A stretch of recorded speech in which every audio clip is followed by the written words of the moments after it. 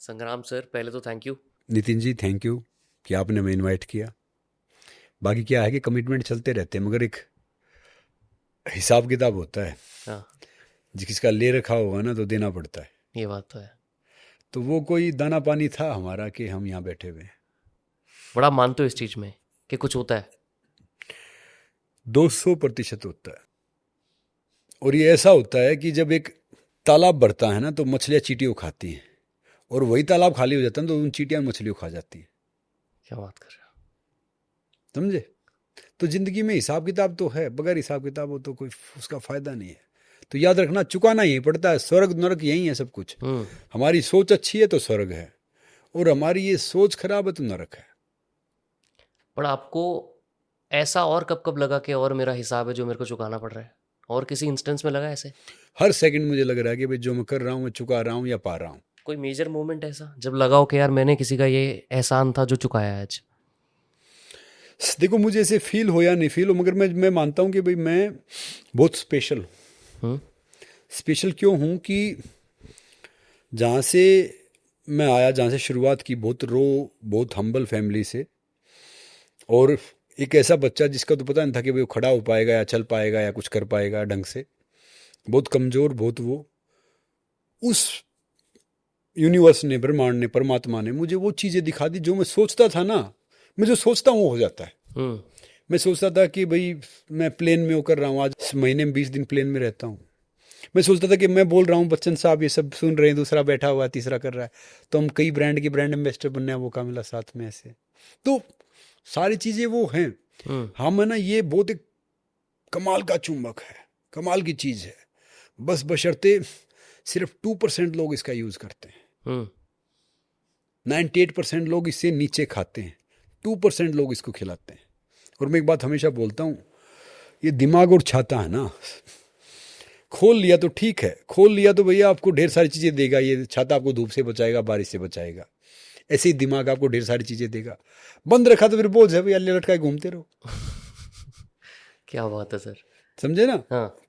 तो भाई हिसाब किताब तो होता है हर चीज़ का। बट ऐसा माइंडसेट बनता कैसे है? मैं अगर ऐसे एज अ रेसलर का माइंडसेट समझना चाहूँ, रेसलर के माइंड में 36 तरह की चीज़ें चलती हैं।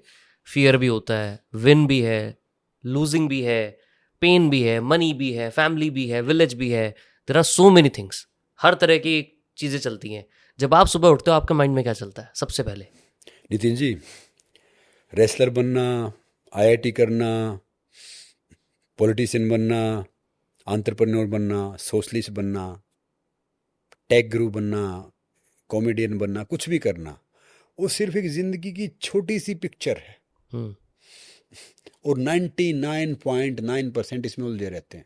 जो बड़ी चीज़ है ना, वो बड़ा जो कन्वेंस है वो जिंदगी है। कन्वेंस, एक पिक्चर के जो पीछे कन्वेंस होता है ना बहुत बड़ा, वो जिंदगी है। तो बाकी सब वो पिक्चर को देखते हैं, हम्म। मैं पिक्चर को नहीं देखता। जिंदगी क्या है पता है? क्या है? आप और मैं बैठे ही जिंदगी है। था और गांव में थोड़ी जिंदगी है। मैं ये कर दिया, जो पास है ना, जो चीज़ें हैं वो को आप याद कर सकते हो, आएंगी नहीं। फ्यूचर को आप सोच के डर सकते हो, कुछ होगा नहीं। खुद बताओ कि जब पोरस जैसे, सिकंदर जैसे चले गए तो आपकी मेरी क्या औकात है? हम क्या हैं? हम कोई बड़े 30 मार खाएं? बशर्ते ये है कि जो अच्छा करेगा वो थोड़े दिन याद रह जाएगा, हम्म। और जाने बाद तो उसका पता नहीं चलता कि भाई आप कितने याद हो कितने नहीं हो। जैसे हम बोलते हैं कि भाई 84 करोड़ आपको ये मिलता है, जूनियों में मिलता है।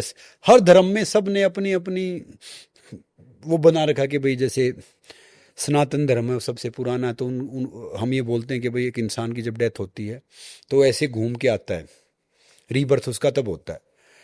मुस्लिम है, उन्होंने अपना डिफरेंट कर रखा है कि वो जन्नत में जाएगा, उसको हुरे मिलेंगी या नॉर्मल होगा। ऐसे ही क्रिश्चियन उनका डिफरेंट है कि भाई वो अगर दफनाते हैं तो वो जैसे यीशु आया था वो कभी भी आ जाएगा। सिख है वो तो हमारा ही पार्ट है, मतलब जैसे इस सनातन का पार्ट है, सारे हमारे ही हैं। बात तो एक है ना कि भाई खून तो एक ही है, बाप तो एक ही है। कोई बेटा डॉक्टर बन गया, कोई इंजीनियर बन गया, कोई आईआईटी कर गया, कोई स्पोर्ट्स पर्सन बन गया। तो रेसलर का या बाकी चीज़ क्या है कि वो ठीक है। हाँ। मेरा कभी भी उद्देश्य है लाइफ का ये नहीं रहा कि भाई मुझे ये करना है या ये बनना है या वो होना है। मेरा यार कुछ यूनिक करना है, कोई अच्छा करना है। हमारी हार वो नहीं है कि दुनिया में नहीं पहचानती, हमारी हार वो है कि हम खुद को नहीं पहचानते।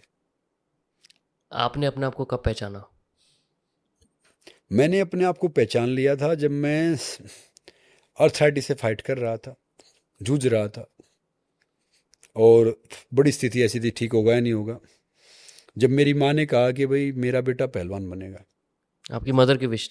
हाँ, रेसलर बनेगा, और मैंने कुश्ती स्टार्ट की थी इज्जत पाने के लिए, क्योंकि सब चिढ़ाते थे, कमज़ोर थे, बाकी चीज़ें थी। फिर गांव के अखाड़े में मतलब एक दंगल होता था गांव खेत वेत में, वो देखा, तो तब भी मुझे लगता था बहुत नॉर्मल हूँ, कुछ है नहीं भाई। फिर धीरे धीरे मैंने बिलीव करना स्टार्ट किया कि भाई इस नॉर्मल तो नहीं है, कुछ तो बात है। जिसको सब इंसान चिढ़ाएं, जिसके लिए सब कुछ बोले, सब कुछ कहे, तो वो नॉर्मल हो नहीं सकता। और कोशिश ये करो कि भाई हर पल को एंजॉय करो, live your life, live every moment, और अपने आप को पहचानो।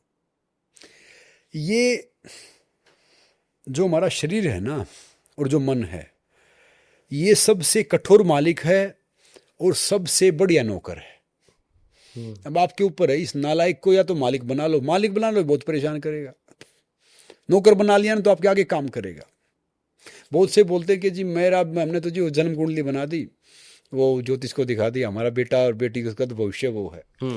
अब मैं कैसे समझाऊं कि भाई कोई भी भविष्य या मुकद्दर ज्योतिष की तो दुकान पे कहाँ बिकता है? अगर भविष्य मुकद्दर ज्योतिष की दुकान में बिकता तो फिर सारी चीज ठीक हो जाती।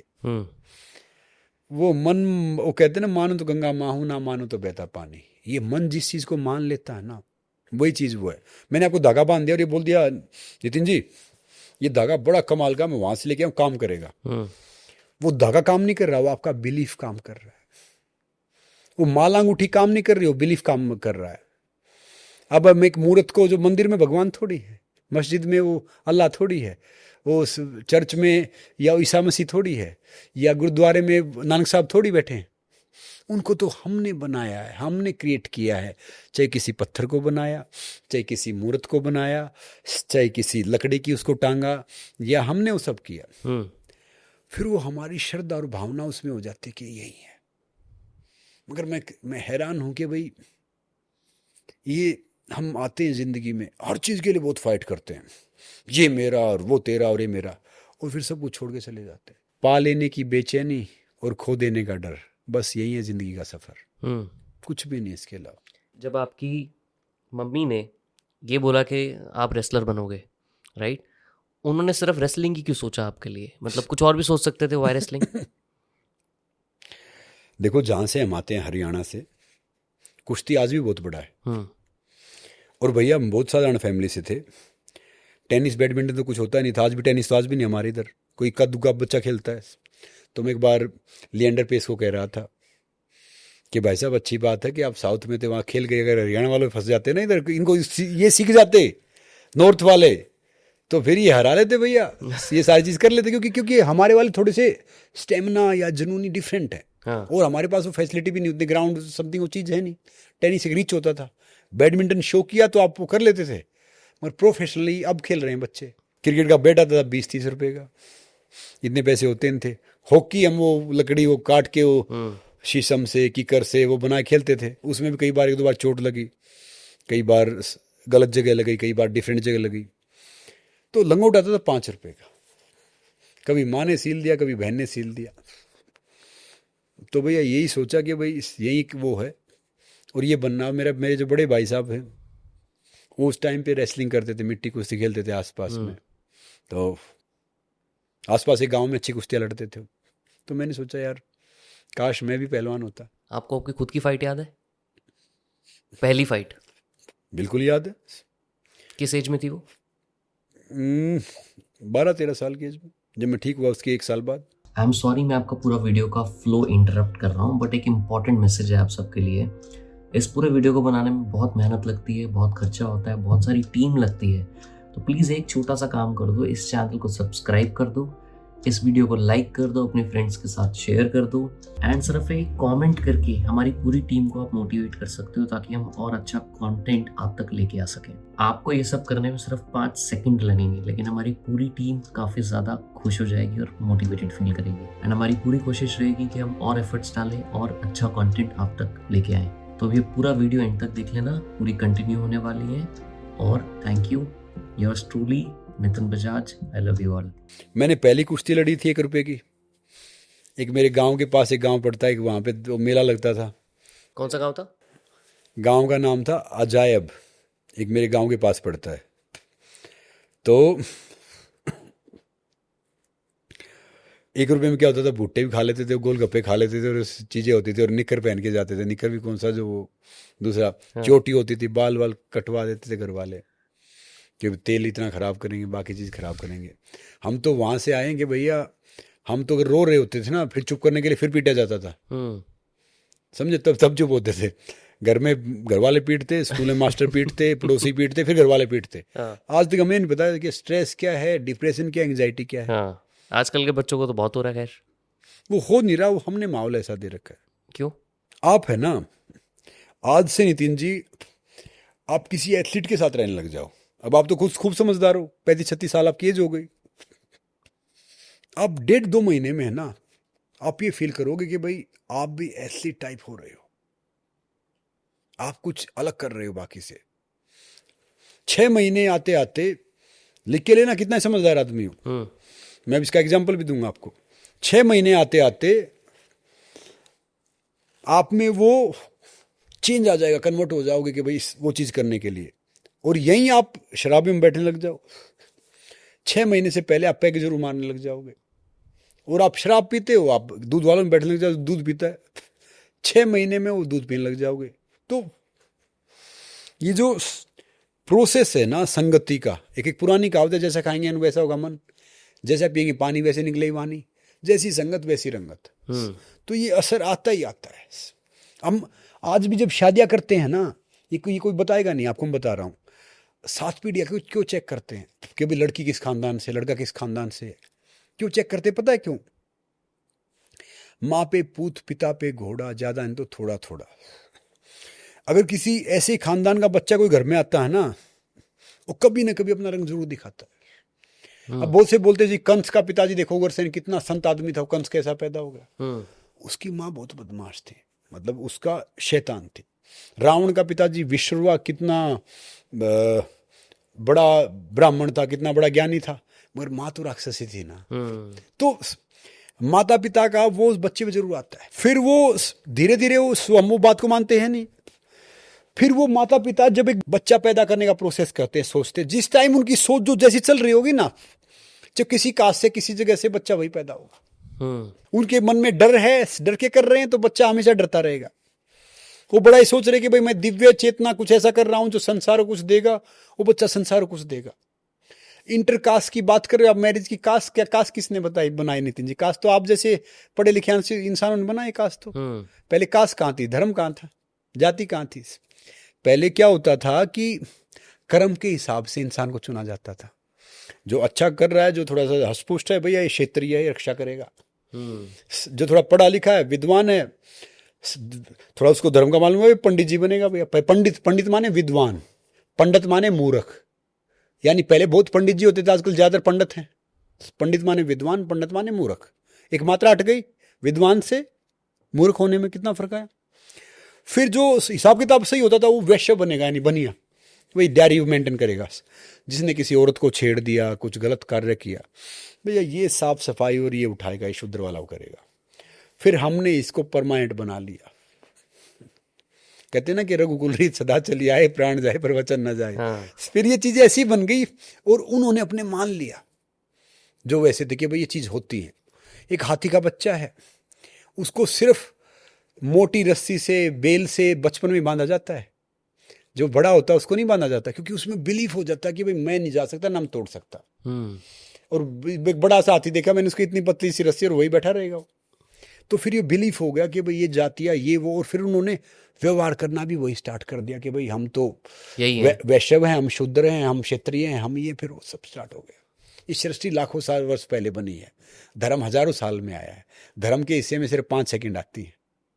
तो उस 5 सेकंड के चक्कर में, धर्म जाति के चक्कर में हम 23 घंटे 59 मिनट और 55 सेकंड वेस्ट कर देते हैं। वाह। तो ये इंटरकास्ट मैरिज, ये वो मैरिज, ये बच्चे भागते हैं, I am there for you, चांद तोड़ दूं, तारे तोड़ दूं, गुलाब ले खड़ा हो जाओ। अरे गुलाब देने से मोहब्बत होती तो माली पूरे शहर का महबूब होता है। गुलाब तो वही लेके आता है। वो कहते हैं ना, एक वो आजकल के जो आप जैसे जो बच्चे थे, मैं काफी IIT IIM में जाता हूँ, हाँ। एक बच्चा बहुत डीपली मोहब्बत कर रहा था, रुड़की की बात है ये। हाँ। तो क्यों, फिर दूसरे ने बता दिया, बोला कि जी वो लड़की नहीं आएगी ना तो ये बैठेगा भी नहीं, खड़ा भी नहीं होगा। मैंने कहा शादी के बाद तो हमने स्थिति देखी है, शादी से पहले तो भैया ये यूनिक है, फिर समझे ना, शादी बात तो हो जाती है। तो क्या है कि वो गुलाब है ना, जब काटोई गोद में था वो महफूज था। ये हम इंसानों की मोहब्बत ने पत्ता पत्ता बिखेर दिया, समझे ना। पहले जो मोहब्बत थी, प्यार था, वो डिफरेंट था।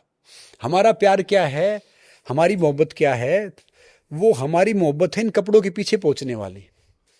और मोहब्बत सही पता कहाँ से होती है, वो दिल में पहुंचना होता है, हार्ट चाहिए होता है। ये तन तो आप कहीं भी ले लो, आपको ही मिल जाएगा, किसी को भी मिल जाएगा, पैसे से ले लो, बाकी चीज से ले लो। बट आजकल जो बम्बल का जमाना है, हर 2-2 सेकंड में न्यू मैच आ रहा है ऐप पे, बुफे लगा हुआ है, लड़कों के लिए लड़कियों का बुफे है, लड़कियों के लिए लड़कों का बुफे है।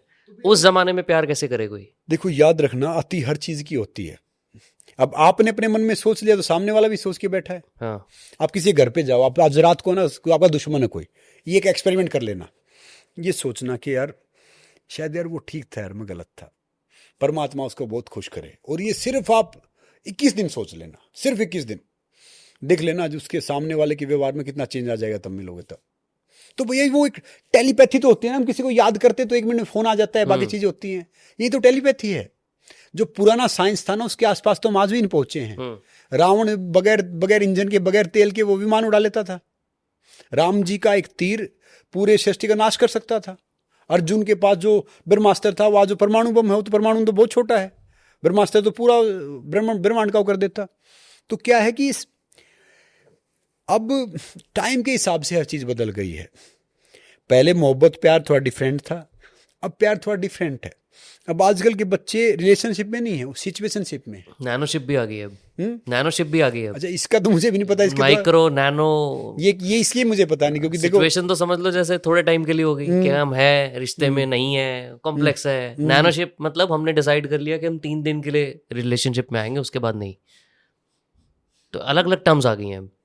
देखो भैया, क्या होता है, प्यार कभी किसी का पूरा नहीं होता है, क्योंकि प्यार का अगला अक्षर ये अधूरा होता है। प्यार कभी किसी का पूरा नहीं हुआ, और पूरा हो गया ना, प्यार भी नहीं है। अब लैला मजनू, हीर रांझा, सोनी महिवाल हम बात करते हैं। अगर लैला को मजनू में, वो मजनू को लैला मिल जाती, क्या होता? आज वो मजनू है ना, वो घर पे सब्जी ला रहा होता, काट रहा था, चुपचाप बैठा बैठा खा रहा, तो अमर थोड़ी होता। एक बार पहले रियासत होती छोटी छोटी। हाँ। तो कितने बुलाया, तुम्हारे गांव का पागल हो गया, वो लैला तो बहुत काली कलूटी सी है। उसने ना उसको बुलाया, और बड़ी खूबसूरत लड़की ऐसे कहीं खड़ी कर दी। बोला छाट ले इनमें से। बोला क्यों? बोला बदनामी हो रही, बेइज्जती हो रही, तू वहाँ छितर खा रहा है, तेरे पत्थर फेंक रहे हैं, तू बैठा हुआ है, चिल्ला रहा है लैला लैला लैला लैला। क्या है उस काली सी उस लड़की में, उस सब में? तो पता क्या बोला कि लैला को देखने के ना मजनू की आंख चाहिए। वाह। प्यार तो आज भी होगा, जब आपको वो सही मिल जाएगी और उसको वो सही मिल जाएगा, तो तब भी होगा।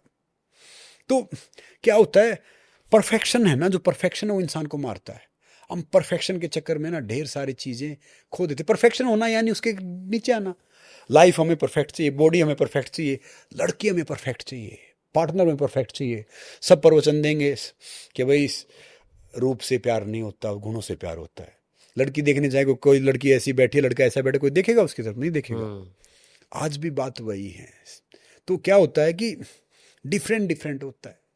वो कई हमें ऐसे ही मिले कि भैया, मेरा मानना ये है कि अधूरा पाने से अच्छा पूरा खो दो, आधा पाने से अच्छा पूरा खो देना। क्या बात है। आधा पाओगे ना तो उसको भी आप मारोगे, खुद ही मरोगे। मतलब जिसका प्यार पूरा, वो पूरा प्यार नहीं है, आप ये मानते हो? प्यार कभी किसी का पूरा होता ही नहीं। किसका प्यार पूरा हो, बता दो मुझे। विराट कोहली, अनुष्का? आपको मुझे लग रहा है अच्छी बात है, शादी हो गई, सारे सब कुछ हो गया। हाँ। प्यार की डेफिनेशन एक कंप्लीट क्या है वो आपको पता नहीं है, ना मुझे पता है। अब उनकी लाइफ हमें बाहर से बहुत सही दिख रही है, अच्छी दिख रही है, और परमात्मा करे कि बहुत अच्छी है और अच्छी भी हो। सबकी लाइफ में लड़का लड़की पहले भी आते हैं, पहले वो करते हैं। ऐसे तो मैंने भी शादी की है 12 साल बाद, मैं भी कहूँगा कि मेरा प्यार कंप्लीट है। एक बड़ी यूनिक बात बता रहा हूँ आपको, हमें प्यार जिंदगी में सिर्फ एक बार होता है, और जब वो प्यार होता है ना, तब हम कोई भी मैच्योर नहीं होते, ना लड़का ना लड़की। उसके बाद है ना समझौता होता है। ये बात तो मैं मानता हूँ। चाहे वो मैं हूँ, चाहे वो आप है, चाहे विराट कोहली है, चाहे वो कोई भी है, प्यार सिर्फ एक बार होता है, बाद में समझौता ही होता है। वो प्यार हमें भी हुआ था। अब बैठ के सोचते हैं कि प्यार क्या था, फिर आदत हो जाती है, भैया एक कुत्ते को पाल लो, अगर वो नहीं दिखेगा घर में तो आदमी खाना नहीं खाएगा। फिर वो आदत है ना, आदत वो प्यार से थोड़ी बड़ी हो जाती है, डिफरेंट हो जाती है। तो प्यार तो जिंदगी में एक बार ही होता है। औरत प्यार कर सकती है कई बार, मर्द प्यार नहीं कर सकता कई बार। क्यों? औरत का इमोशंस डिफरेंट है। क्या फर्क है? क्योंकि क्या है कि वो बहुत एक्सप्रेसिव है। औरत एक्सप्रेसिव है एज कंपेयर आदमी के, वो रो देगी, हंस देगी, गा देगी, बोल देगी, सब कुछ कर देगी। आदमी थोड़ा सा डिफरेंट है, बनाए ऐसे जाते हैं कि भाई ये तो मर्द है, रोएगा नहीं, मर्द को दर्द नहीं होता, मर्द को ये नहीं होता, और वो मर्द पूरी ज़िंदगी में उसको पत्थर बना के वैसे यूज होता है। उसकी सिर्फ मर्द होने की, लड़का होने की खुशी सिर्फ एक बार मनाई जाती है जो पैदा होता है, उसके बाद तो बेचारा पूरी ज़िंदगी भर रोता ही है। मतलब फिर वो थोड़ा बड़ा होगा, परिवार के लिए कमाएगा, फिर बीवी आ गई, फिर बच्चे आ गए। मर्द कभी रिटायर नहीं होता। औरतें भी करती हैं, बहुत औरतों ने किया है जो ज़िंदगी में आगे चली गई हैं, वो उनकी गिनती कम है। बाकी मर्द, औरत, जो औरत कर सकती है वो मर्द नहीं कर सकता। वो औरत, मर्द के आसपास भी कोई जो उसकी इंटरनली शक्ति है औरत में बहुत है। जब एक बच्चा पैदा होता है ना एक औरत के, तो मैंने देखा है, मैंने सुना है, मैंने पढ़ा है कि पता नहीं कितनी हड्डियां टूटने जितना दर्द होता है, उसके बावजूद भी करती है। एक औरत हमें इस संसार में लेके आती है, पहला शब्द बोलना एक औरत सिखाती है, पहला कदम रखना एक औरत सिखाती है, कि इंसान को जेंटलमैन एक्चुअली एक औरत बनाती है। उस माँ बहन बेटी को फिर भी अधिकार मांगने पड़ेंगे, तो फिर वो थोड़ा सा डिफरेंट है। और क्या है कि जो पुरुष है, जो औरत है, वो बहस थोड़ी डिफरेंट है। पहले सबके काम होते थे, पुरुष बाहर से कमाएगा, वो काम करेगा, औरत घर चलाएगी, वो काम करेगी, तो डिफरेंट है। आत्मनिर्भर हम अब नहीं, आत्मनिर्भर हम पहले थे। पहले एक दूसरे पे आश्रित थे। किसान ने हल जोता, अनाज निकला, वो बाल काटे, नाई साहब अपने दाने ले गए, पंडित जी आए, वो उन्होंने पूजा पाठ किया, वो ले गया, कुमार के मटका लिया, वो अनाज ले गया। तो मैं सब एक दूसरे पे आश्रित थे। इस पढ़ाई लिखाई ने, चीज़ों ने हमें आत्मनिर्भर से थोड़ा दूर कर दिया। मैं नहीं कह रहा हूँ कि पढ़ाई लिखाई का योगदान नहीं है, मगर आजकल की पढ़ाई लिखाई देश के और समाज में योगदान थोड़ा कम देती है। क्या क्या बदलाव होना चाहिए फिर पढ़ाई लिखाई में आपके हिसाब से? जब पढ़ाई तो पहले होती थी, जब मैकोले आया तो उसने हमारी पहले शिक्षा पद्धति तोड़ी। उसने देखा कि भाई भारत तो गुलाम हो ही नहीं सकता, गुलाम होने से पहले, कि इनकी शिक्षा पद्धति इतनी स्ट्रॉन्ग है, गुरुकुल बने हुए हैं, ढेर सारी चीज़ें बनी हुई हैं, इनके जो वैल्यूज है इतने स्ट्रॉन्ग हैं, इनकी फैमिली इतनी स्ट्रॉन्ग है। तो उसने तोड़ा। एक कितना ही बड़ा पत्थर पहाड़ हो, हम भाग के चढ़ जाएंगे, चलेंगे, सब कुछ करेंगे, हमें वो पत्थर कुछ नहीं कर सकता। एक छोटा सा कंकड़ हमारे जूते में आ जाए ना, वो कंकड़ हमें एक कदम चलने नहीं देगा। तो शिक्षा पद्धति वो चीज़ है।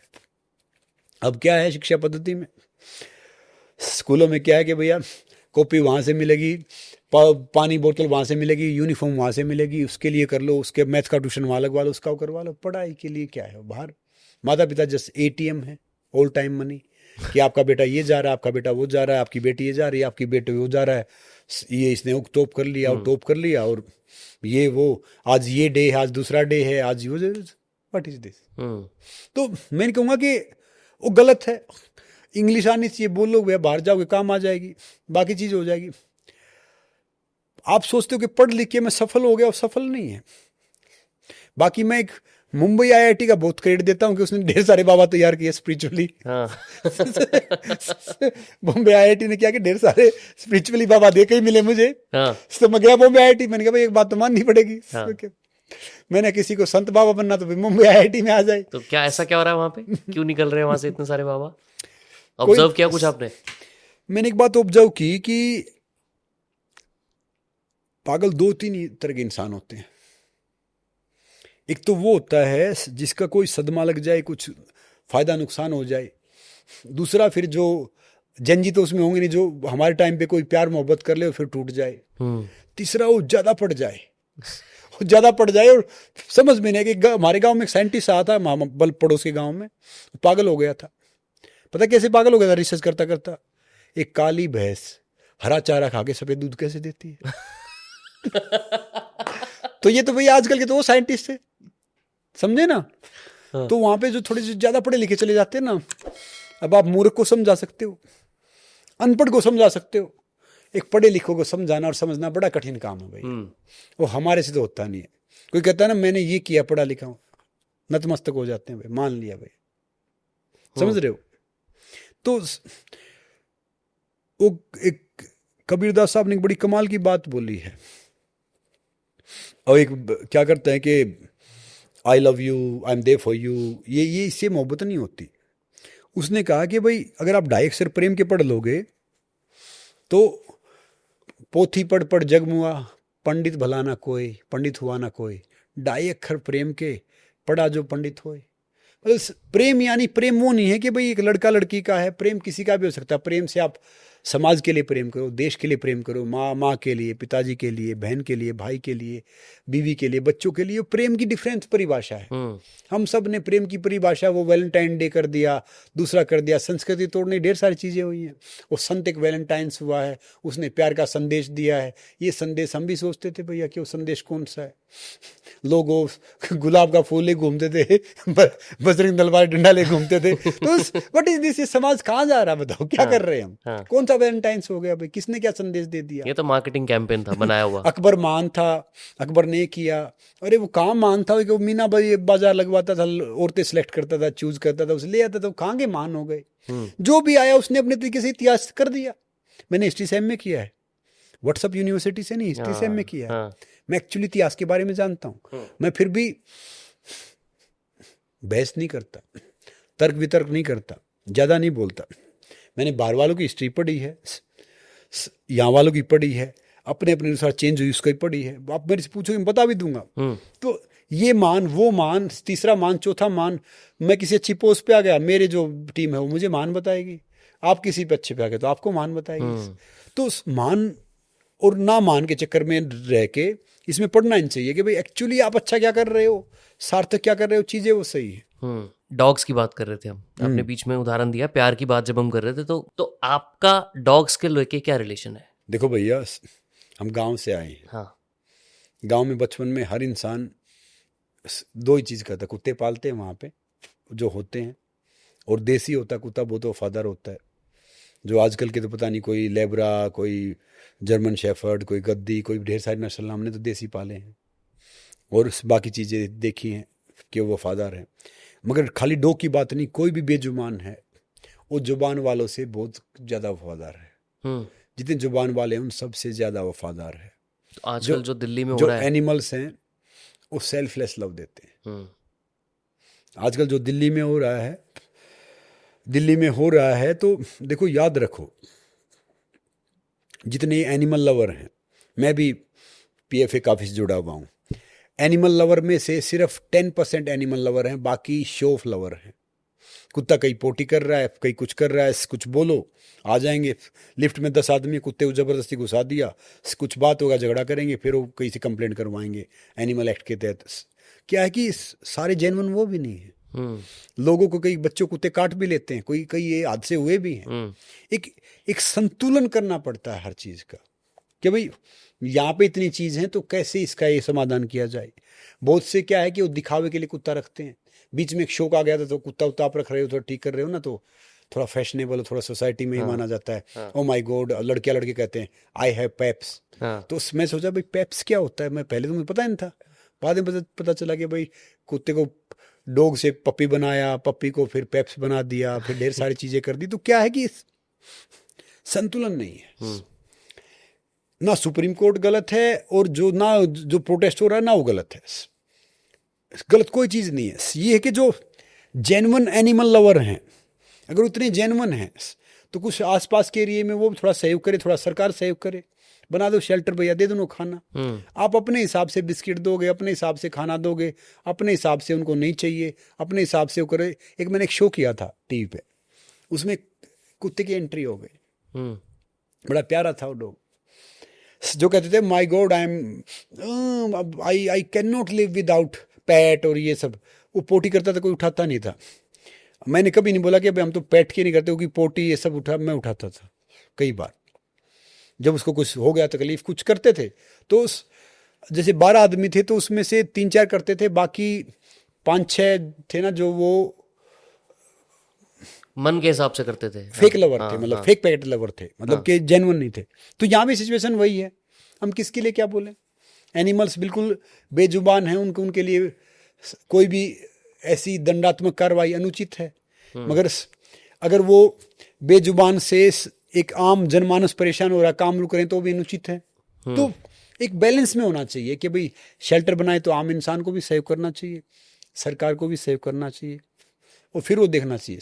खाली पोस्ट करने से, किसी एक्टर ने पोस्ट कर दिया, oh my God I Pep, opposition कोई पार्टी है, वो उसका चाहिए मुखिया दूसरा कुत्ता लेके बैठ जाएगा, उसको कुत्ते का मतलब ही नहीं पता कि क्या है भैया क्या नहीं है। कोई भी हुआ, पक्ष विपक्ष पति पत्नी की तरह होते हैं, एक ने जो कर दिया दूसरा उसके अपोजिट करेगा, समझे ना।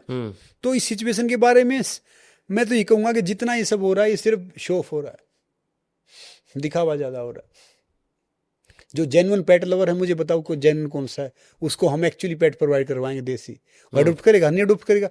इतने पेट लवर है कि एक अडोप्ट कर ले तो समस्या नहीं आए, इतने पेट लवर है कि कुत्ता अडोप्ट कर ले समस्या आएगी, आप खुद बताओ। नहीं, बट इस हिसाब से लोग बोलते हैं कि यार पेट को अडॉप्ट कर लो, और करना भी चाहिए। ठीक, बहुत बहुत ही अच्छा होगा अगर एक इंसान एक पेट को अडॉप्ट कर ले, घर पे ले आए, उसको एक तरीका मिल जाएगा, समाज को भी बहुत अच्छा फ़ायदा मिलेगा। बट उस हिसाब से बहुत लोग हैं जो भीख मांगते हैं, बाहर बैठे हैं, जिनको कुछ खाना पीना नहीं मिलता, लोग उनकी भी मदद करते हैं, उनको तो घर नहीं ला सकते। नहीं, मैं आपको बताता हूँ। भीख मांगने वाले ये गिरोह होता है पूरा, जिस गिरोह में कुछ इलीगल होते हैं, कुछ की अपनी सेटिंग हो जाती है, कई भी हैं वो घर लेके भी आओ, घर आएंगे भी नहीं आपके, जितने आपके पास पैसे उनसे ज़्यादा वो पैसे कमा भी लेते हैं, उनके लिए एक ईजी वो है। पर बेजुबान वैसे नहीं है, आप उनको ला सकते हो, उसको कुछ नहीं चाहिए बेचारे को, एक रोटी में पूरा दिन आपके साथ बैठा रहेगा, आप आओगे आपके लिए आगे पीछे घूमता रहेगा, कुछ भी हो जाए करता रहेगा, उसमें कुछ करने की जरूरत नहीं। दिल्ली की आबादी पता कितनी है? 2.5-3 करोड़ है, कुत्ते कितने? 30 लाख भी नहीं है। आप अमेरिका से ले आओगे, वहां से पप्पी ले आए, वहां से अगर एक आदमी एक देसी कुत्ता ले ले तो मैं कह रहा हूँ कुछ चंद में समस्या सुलझ जाएगी। बड़ी बड़ी बात, ये जितने पेट लवर है तो लाखों है ना, एक करवा दो इनको। एक आध आदमी हो सकता है 10-15 कुत्ते रखे हुए मैं घर पे, बाकी चीज रखी हुई हो, तो बाकी देख लो, बाकी सारी शौकियां हैं। तो भाई वो कहते हैं ना कि नर सेवा नारायण सेवा है, और पशु सेवा है ना उससे बड़ी सेवा है, क्योंकि वो बेचारे अपने हिसाब से मांग नहीं सकते, बोल नहीं सकते, ले नहीं सकते। एक जितने ब्रह्मांड पे जीव है ना, जिसमें जान है, उसमें सिर्फ एक इंसान पैसे कमाता है, और इसी नालायक का पेट नहीं भरता। बाकी सब आराम से सो भी जाते हैं, खाना ही मिल जाता है, सब कुछ हो जाता है। इंसान कमाता है खाता है, फिर डॉक्टर के पास जाता है, इसका पेट भी नहीं भरता, बढ़ता है, बीमार हो जाता है। तो ये आप वाजिब चीज़ों पे जाओ, आप सही चीज़ पे जाओ। आप कुत्ते को लाठी मारो, कुत्ता लाठी पकड़ लेगा। शेर की लाठी मारो, वो लाठी नहीं पकड़े, लाठी मारने वाला पकड़े, उसे पता कि समस्या ये लाठी नहीं है, समस्या ये है। कुत्ते के समझ में नहीं आएगा समस्या क्या, वो सोचेगा लाठी समस्या है। तो समस्या पीछे जा नहीं रहे हैं, ढेर सारी बात करें। मैं भी देख रहा हूँ भाई, बड़ी अच्छी बात है, नॉर्मली ठीक है, अच्छी बात है। अगर इंडिया में किसी एनिमल्स के लिए किसी ने किया तो मेनका जी ने बहुत किया, उन्होंने एनिमल्स के लिए बहुत कुछ किया है, मगर अकेला चना थोड़ी बाढ़ फोड़ सकता है। उसको भी क्या करें, वो भी बेचारी मजबूर है, वो भी करे कि भाई अभी ये चीज़ें हैं। मैं और बाकी अच्छी बुरी चीज़ों पे नहीं जाऊंगा, मैं जाऊंगा कि भाई जेन्युइनली जितने प्रोटेस्ट कर रहे हैं, जेन्युइनली उनमें से एक अगर वो ले लें, एक अडोप्ट कर ले। अब ढेर सारे एक्टर हैं, वो कोई इतना छोटा सा लेके आएगा, कोई अलार्म डॉग बोलते हैं उनको, वो कुछ कर नहीं सकते, कोई आएगा तो भौंके जगा सकते हैं, अलार्म होता है मतलब वो, समझ रहे हो ना। देसी कुत्ते से बड़ा कोई वफादारी नहीं है। तो ये समस्या ये है। आपने ना जब मैं आपसे आपकी पहली फाइट की बात कर रहा था, तो आपने मुझे बताया था आप 1 रुपया आपको मिला था पहली फाइट का, मिला नहीं था। जीते थे आप? नहीं, जीता नहीं था। हाँ, 1 रुपया मैच था। 1 रुपये का मैच था। अच्छा। और सामने वाले ने इतने घुटने मार दिए रख रख के ना उठा जाए, और गर्दन छिल गई। मेरी माँ पूरी रात तवा रख के सेकती रही वो। हाँ तब फिजियोथेरेपी यही थी। हाँ। तवे पे रुई रखना, और थोड़ा गुड़ मिल जाए तो वो रखना, या एक रोटी चौपड़ लो, एक साइड से तो हल्दी और तेल, एक साइड से कच्ची। हम्म। तो कहती रही कि एक दिन में तू बनेगा, गदारा सिंह बनेगा, गामा बनेगा। ढेर सारे पहलवानों के एग्जाम्पल देती है, ढेर सारी चीज़ कर दी। तो वो देखा मैंने, वो चीज़ें काफ़ी हुई। बट पहली फाइट जब आप करने जा रहे थे, फाइट से जस्ट पहले फील हो रहा था कि मैं जीतूंगा या हारूंगा, ऐसा कुछ था माइंड में? देखो, उस टाइम ऐसा कुछ फील कुछ होता नहीं था, वो बहुत छोटे थे। हम्म। उस टाइम क्या फील होगा, वैसे चले गए, खेल लिए, और थोड़ा डर तो लगता था। आज भी डर लगता है, आज डर लगता है? हमेशा डर तो देखो हमेशा लग गया जब तक नहीं जाएंगे। आज भी जितना उस टाइम लगता था उतना लगता है या ज्यादा हो गया अब? ज़्यादा हो गया क्यों हुआ ज्यादा? भैया। दीवार ऊंची होगी ना, उसी को खतरा। तूफान का होगा, उसी को खतरा। ढेर सारी आग का होगा, उसी को खतरा। और ओसामा बिन लादेन जैसे बदमाशों का होगा, उसी को खतरा। हर चीज़ का होगा। जो एक मंजिला बना के बैठा, वो कहाँ गिरेगा? हम्म। समझ रहे मेरी बात? तो वो जो जो आपका वो होता है, उसमें लगता है। मगर एक इंटरेस्टिंग बात क्या है कि मैंने स्पोर्ट्स नहीं किया। मेरे से बहुत बड़े बड़े रेसलर थे, हैं और आएंगे। मैंने इस खेल से मोहब्बत की। हम्म। आप किस चीज़ से मोहब्बत करो, फिर आपको वो करना नहीं पड़ेगा, वो चीज़ अपने आप हो जाएगी। चाहे मोहब्बत आप अपने काम से करो, चाहे आप किसी औरत से करो, चाहे आप किसी पुरुष से करो। आजकल समाज तो डिफरेंट ही हो गया है। किसी भी चीज़ से कर लो। तो मैंने इस खेल से बहुत मोहब्बत की है, तो मैं आज भी तो नहीं करता हूँ। तो क्या है कि वो चीज़ कम नहीं हो गई। बड़ा इंटरेस्टिंग क्या था कि मैंने जहाँ से रेसलिंग स्टार्ट किया, मेरे बड़े भाई मुझे ले गए। दो मेरे गांव में कल्याण जी होते थे, उनको पहले मैं उनके अखाड़े में जाता था। फिर पंडित सतवीर महाराज जी थे जो मेन गुरु। उस अखाड़े में 300 बच्चे आते थे। 300 में सबसे कमज़ोर मैं था। हम्म। 300 में सबसे कमज़ोर मैं था। और मुझे लगता था कि भाई सारी चीज़ ये होगा। वो गुरु जी भी मुझे बहुत डांटते और सब वो करते। और उस 300 में देखो, 300 में सिर्फ 2 नेशनल खेले और एक देश के लिए खेला, वो मैं था। और साथ में आपके कौन थे दूसरे नेशनल वाले? एक लड़का और था। फिर उसने अपना कैरियर कबड्डी में टर्न कर लिया, अच्छा। नेशनल तक पहुंच के हुआ नहीं। हाँ। तो कुश्ती में फिर वो देश के लिए खेलने वाला मैं था। यानी जो सबसे कमज़ोर है आप जिंदगी, इसका मैं एक आइनरी बता रहा हूँ कि ज़िंदगी में आप सबसे कमज़ोर हैं। आपको अगर आप कुछ नहीं कर सकते, कुछ नहीं, अगर आप में जुनून पैशन है ना, तो मैं कह रहा हूँ कि आप टॉप कर सकते हो, आप बेस्ट कर सकते हो। और ज़िंदगी में आप लास्ट हो ना, तो उसका फ़ायदा पता क्या होता है? ज़िंदगी एक परेड की तरह होती है। परेड में कहते हैं ना, पीछे मुड़, और पीछे वाला आगे आ जाता है, आगे वाला पीछे हो जाता है। लाइफ भी वही है, बस लगे रहो, हिम्मत मत हारो। हार्ड वर्क के आगे सफलता जोड़ी खड़ी हो जाती है। I don't believe in luck, भाग्य, किस्मत, ये सब फालतू ही बात है भैया। ये फालतू ही बात हम इंडियन ज़्यादा लेके बैठते हैं। जो किस्मत में नहीं था, भाग्य में नहीं था, इसमें नहीं था। मैं कह रहा हूँ, हार्ड वर्क के आगे सफलता जोड़ी खड़ी हो जाती है। रशिया में मुझे कई कोच मिले हैं डिफरेंट डिफरेंट। वो कहते थे कि आज तुम बोलना कि तुम्हारा भाग्य नहीं था, किस्मत नहीं था, हम तुम्हें कर लो जितनी पूजा करनी है करना है। खिलाड़ी कभी भी मेडल पोडियम पे नहीं जीतता, मैदान में प्रैक्टिस में जीतता है, अभ्यास में जीतता है। चाहे कोई भी खेल है, वो कभी भी टूर्नामेंट में मेडल नहीं जीतेगा, ट्रॉफी नहीं जीतेगा, वो अभ्यास में जीतेगा। अभ्यास आपका सही है तो फिर भैया आप सही हो। अब मैं मान लो, मैं हनुमान जी को मैंने प्रसाद चढ़ा दिया कि हनुमान जी मैं 1 लाख रुपये प्रसाद चढ़ा रहा हूँ, मुझे IIT पास कर दो। अरे मैं एग्जाम नहीं दे रहा IIT का, तो मैं बाबा हनुमान जी बेचारे क्या करेंगे? कहाँ से पास करेंगे? परमात्मा है वो, हर पल है, हर क्षण है। वो तो भी आपका साथ देगा जब आप कुछ करोगे, आप मेहनत करोगे। मेहनत करने का जज्बा भी वो देगा, वो करता है हर चीज़। मगर वो भी देखता है कि भाई एक कोई गिलास फूटा हुआ है, उसमें पानी डाल दूंगा, सिर्फ मटका डाल लूँ, क्या पानी गिर जाएगा? सुपात्र देखता है, कुपात्र नहीं देखता। सुपात्र यानी इसकी चीज़ सही है या नहीं। अब आपके गांव में ढेर सारे और होंगे जो IIT करना चाहते होंगे, वो नहीं कर पाए। आपसे इंटेलिजेंट भी होंगे, आपसे गुड लुकिंग भी होंगे, आपसे स्ट्रॉन्ग भी होंगे। आपने क्यों किया? क्योंकि आप में वो जुनून था, पैशन था। आप भी एक ताबीज़ बंधवा के बैठ जाते कि जी ये तो वो करेगा, मैं हो जाऊंगा, नहीं होगा। वो चीज़ें काम करती हैं तब काम करती हैं कि जब आप एक दीवार चढ़ने की कोशिश करें। बहुत से बच्चे बोलें कि जी मैंने ये गोली, ये कैप्सूल मुझे तो बना देगा, ये इंजेक्शन तो पता नहीं क्या कर देगा, ये डिब्बा तो जी मुझे पता नहीं कितना ताकतवर बना देगा, ये गोली मुझे गोरा बना देगी, ये एंटी एजिंग है, ये तो कमाल कर देगा। अरे मेरे भाई, जो उद्योगपति हमारे से पहले लुढ़क जाते हैं अगर ऐसी एंटी एजिंग होती तो वो खुद ही ना ले लेते। ऐसी कोई क्रीम गोरा बनाती तो भैया वेस्ट इंडीज के सारे के उनके पास पैसा कम है, वो सारे वो गोरा बन जाते। तो ढेर सारे अपने यहाँ पे भी ढेर सारे, मैं रंग भेद की बात नहीं कर रहा। कोई अगर पैसे से, किसी पाउडर से, किसी इंजेक्शन से, किसी गोली से मेडल आते तो ये उद्योगपति छोड़ते ओलंपिक, ये सारे चैंपियन बन के बैठे होते, दादा परदादा वो सब। भैया हार्ड वर्क, मेहनत करनी पड़ती है। आपको लगता है विलेज, गांव से होने से अलग हार्ड वर्क होता है?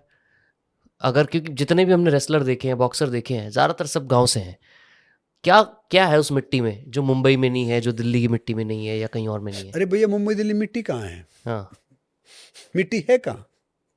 अर्थ कम हो जाता है तो ये मिट्टी का एक ट्रक गिरवाते हैं। मैंने पार्क में देखा अभी मुंबई में, बड़ी सी गाड़ी में एक लेडी आई, थोड़े दिन पहले ही बात है, कुछ साल पहले की, एक 2-3 साल के बच्चे के शर्ट निकाला, उसमें छोड़ दिया। मैं एक्सरसाइज करके देख रहा था, मैं क्या हुआ? बोली सर डॉक्टर ने बोला कि इसमें अर्थ की कमी हो गई है। 2-3 साल का बच्चा।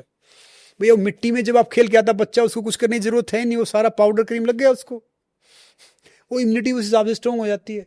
यहाँ पे वो हगीज पहना दिया और फिर सारी चीज़ कर दी, और फिर वो बेटा तो कोई जाएगा नहीं, गिरेगा नहीं, खेलेगा नहीं, कुछ करेगा नहीं, फूटेगा नहीं, टूटेगा नहीं, तो फिर वो कैसे मासूम बनेगा? फिर वो देखो, याद रखो, जिंदगी में जब तक परेशानी, कठिनाई, टफनेस नहीं आएगी तो भैया फिर आपको आपका टैलेंट कैसे पता चलेगा? आपका टैलेंट तभी पता चलेगा ना जब कठिनाई आएंगी।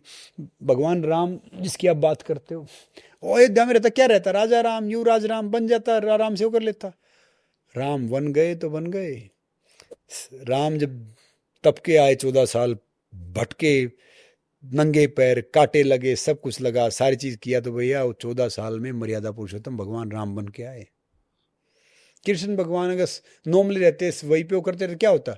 सबसे जिंदगी सीखने की उसकी। एक बच्चा पैदा जेल में होता है, कैसे वहां पे आता है। देखो, हर की जिंदगी सीखना चाहिए हमने। कृष्ण ने तो फिर भी माया दिखाई है, राम जी का तो चरित्र बहुत नॉर्मल था। मैं सबको बोलता हूँ, कोई भी धर्म का आदमी है, आप रामचरितमानस जरूर पढ़ो। उसमें हिंदू मुस्लिम सिख ईसाई वाली बात है, उसमें दिखेगा कि आम इंसान को मेहनत करके वो भी भगवान के समकक्ष पहुंच सकता है, और राम जी ने दिखाया है। और कृष्ण क्या है कि पैदा हुए तो माँ बाप का साथ छूट गया, थोड़े से बड़े हुए तो भैया यशोदा, जो उसके क्या बोलते हैं, सुदामा, सारे दोस्त छूट गए। बड़े हुए तो दोस्त छूट गए, फिर राधा का साथ छूट गया, संगी साथी छूट गए, हर चीज छूट गई, ब्रज छूट गया, गोकुल छूट गया। उसके बावजूद भी एक चीज नहीं छूटी, वो थी उनकी सकारात्मकता, मुस्कान। तो कृष्ण निराशा का प्रतीक नहीं है, वो आज भी आशा का प्रतीक है। तो आपकी ज़िंदगी में जब वो भगवान रह के पग पग पे उन्होंने परीक्षा दी है, ठोकर खाई है, लास्ट में कहाँ पे जाके उनकी डेथ हुई है, तो भैया हम किस खेत की मूली हैं जो बैठे बैठे हमें सब कुछ मिल जाएगा? और मिल जाएगा तो उसका फायदा क्या है?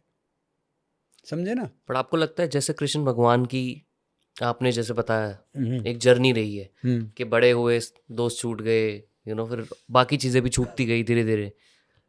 हर इंसान के साथ यही तो होता है। स्कूल जाता है, स्कूल के दोस्त, कॉलेज जाता है, कॉलेज के दोस्त छूट गए, जॉब में आता है, नौकरी के दोस्त छूट गए, फिर बड़ा होता है, फिर कुछ और छूट जाता है, पहला प्यार वो छूट जाता है। ज़्यादातर सबके पहले प्यार अधूरे रहे हैं। यही तो हो रहा है सबके साथ। अरे मेरे भाई, यही हो रहा, तब तो इंसान आगे जा रहा है। हाँ। एक चीज पकड़ के बैठे रहे तो कितना क्या होगा? हाँ। परिवर्तन को आने से नहीं डरना चाहिए, परिवर्तन को रोकने से डरना चाहिए। अगर मैं गांव में रहता, आराम से बैठा रहता, स्कूल में दोस्त के साथ रहता, तो मैं वर्ल्ड वाइड जा पाता, मैं मुंबई जा पाता, मैं बाकी चीज कर पाता। भगवान को, परमात्मा को, ब्रह्मांड को जिससे बहुत प्रेम होता है, उसको तोड़ता है वो। एक बेस्ट एक्टर तो वही तो होता है जो बहुत टफ रोल करता है, तभी तो उसको अवार्ड मिलता है। ये दूसरी बात, आजकल ज्यूरी किसी को देती है, समझ रहे हो? पर समझ, परमात्मा ने बेस्ट एक्टर उसी को दिया। खुद बताओ, आप मिठाई खरीदते हो, चखते हो ना उसको कि ये नहीं अच्छा, वो खरीदे, अच्छा ये, अच्छा मिठाई ये दे दो, ये 2 kg दे दो भैया। अरे भगवान हमें चख रहा, अगर उसी में आप फेल हो गए, उसी में आप रो दिए, उसी में आप गिव अप कर दिया, कड़वे बन गए, तो कहाँ से आपको वहाँ पहुँचाएगा जहाँ पे आप पहुँचना चाहते हो? तो भैया वो परीक्षा थोड़ी सी चखनी चाहिए ना। संघर्ष में एक बात हमेशा बोलता हूँ, संग प्लस हर्ष। खुशियों के साथ आप चल रहे हो, संघर्ष है भैया, वो तो होना चाहिए लाइफ में। क्या बात है। अगर वो नहीं है तो फिर जिंदगी का मजा क्या है? हम्म। समझे ना? एक तुलसीदास साहब ने एक बड़ी कमाल की बात बोली है, प्रारब्ध पहले बना बाद में बना शरीर, प्रारब्ध पहले बना बाद में बना शरीर। तुलसी यूं हैरान है कि इंसान समझ नहीं पाए ये पीर, जो कुछ होना है भैया वो लिखा गया है, बस आपके कर्म उसको चेंज कर सकते हैं, अच्छे कर्म, नहीं तो कोई चीज चेंज नहीं कर सकते। ये भगवान श्री कृष्ण गीता में भी लिखते हैं, प्रारब्ध में जो लिखा गया जो है वो चीज होनी होनी है। अब बहुत से एक्टर बोलते हैं, मैं कई बार देखा मैंने कि जी मैं तो कोई टैलेंटेड नहीं हूँ, किस्मत में था मैंने वो कर दिया। वो बैठ के बात करने के लिए बड़ा अच्छा, लोगों को कहने के लिए बड़ा अच्छी बात है, मेरे से बहुत टैलेंटेड थे। अगर आप मेहनत नहीं करते भैया, परमात्मा वो शक्ति देता, तो आप कहाँ से पहुंचते वहां पर? समझे ना? एक इंसान वो भी जो रिक्शा चालक, एक इंसान वो भी जो प्राइम मिनिस्टर है। आप मोदी जी की आपको कितनी बुराई कर लो, क्रिटिसाइज कर लो, किसी को कर लो आप, मगर ये देखो ना कि उस इंसान ने कहाँ से उठा, क्या स्ट्रगल किया, आज विश्व पे जाके अपनी पहचान बनाई। उसने अच्छा किया, बुरा किया, सच बोला, झूठ बोला, अच्छा खेला, और छोड़ दो। आप वो इंस्पिरेशन लो कि भाई कहाँ से खड़ा हुआ, कहाँ तक पहुंचा। भगत सिंह, राजगुरु, सुखदेव, चंद्रशेखर आजाद, रानी लक्ष्मीबाई, महाराणा प्रताप, इन्होंने भैया अच्छे खानदान से थे, ये कोई वजह नहीं थे, उस टाइम पढ़े लिखे थे। ये भगत सिंह उस टाइम कॉलेज में जाता था, हमारे बाप दादा तो 10वीं पास नहीं कर रखी उन्होंने, वो कॉलेज में जाता था उस टाइम पे। उसने सब कुछ छोड़ा, तो भाई कुछ करने के लिए, कुछ हो करने के लिए तो कुछ एक्स्ट्रा तो करना ही पड़ता है, तभी तो आप जाके हो गए। बट आपको लगता है आप जो रेसलर बने वो किस्मत से बने या मेहनत से बने, या दोनों, या लिखा हुआ था कि आपको बनना है? मेरी माँ के आशीर्वाद से, माँ का आशीर्वाद तो भैया कोई काट ही नहीं सकता, मेहनत से और परमात्मा की मेहर भी रहती है।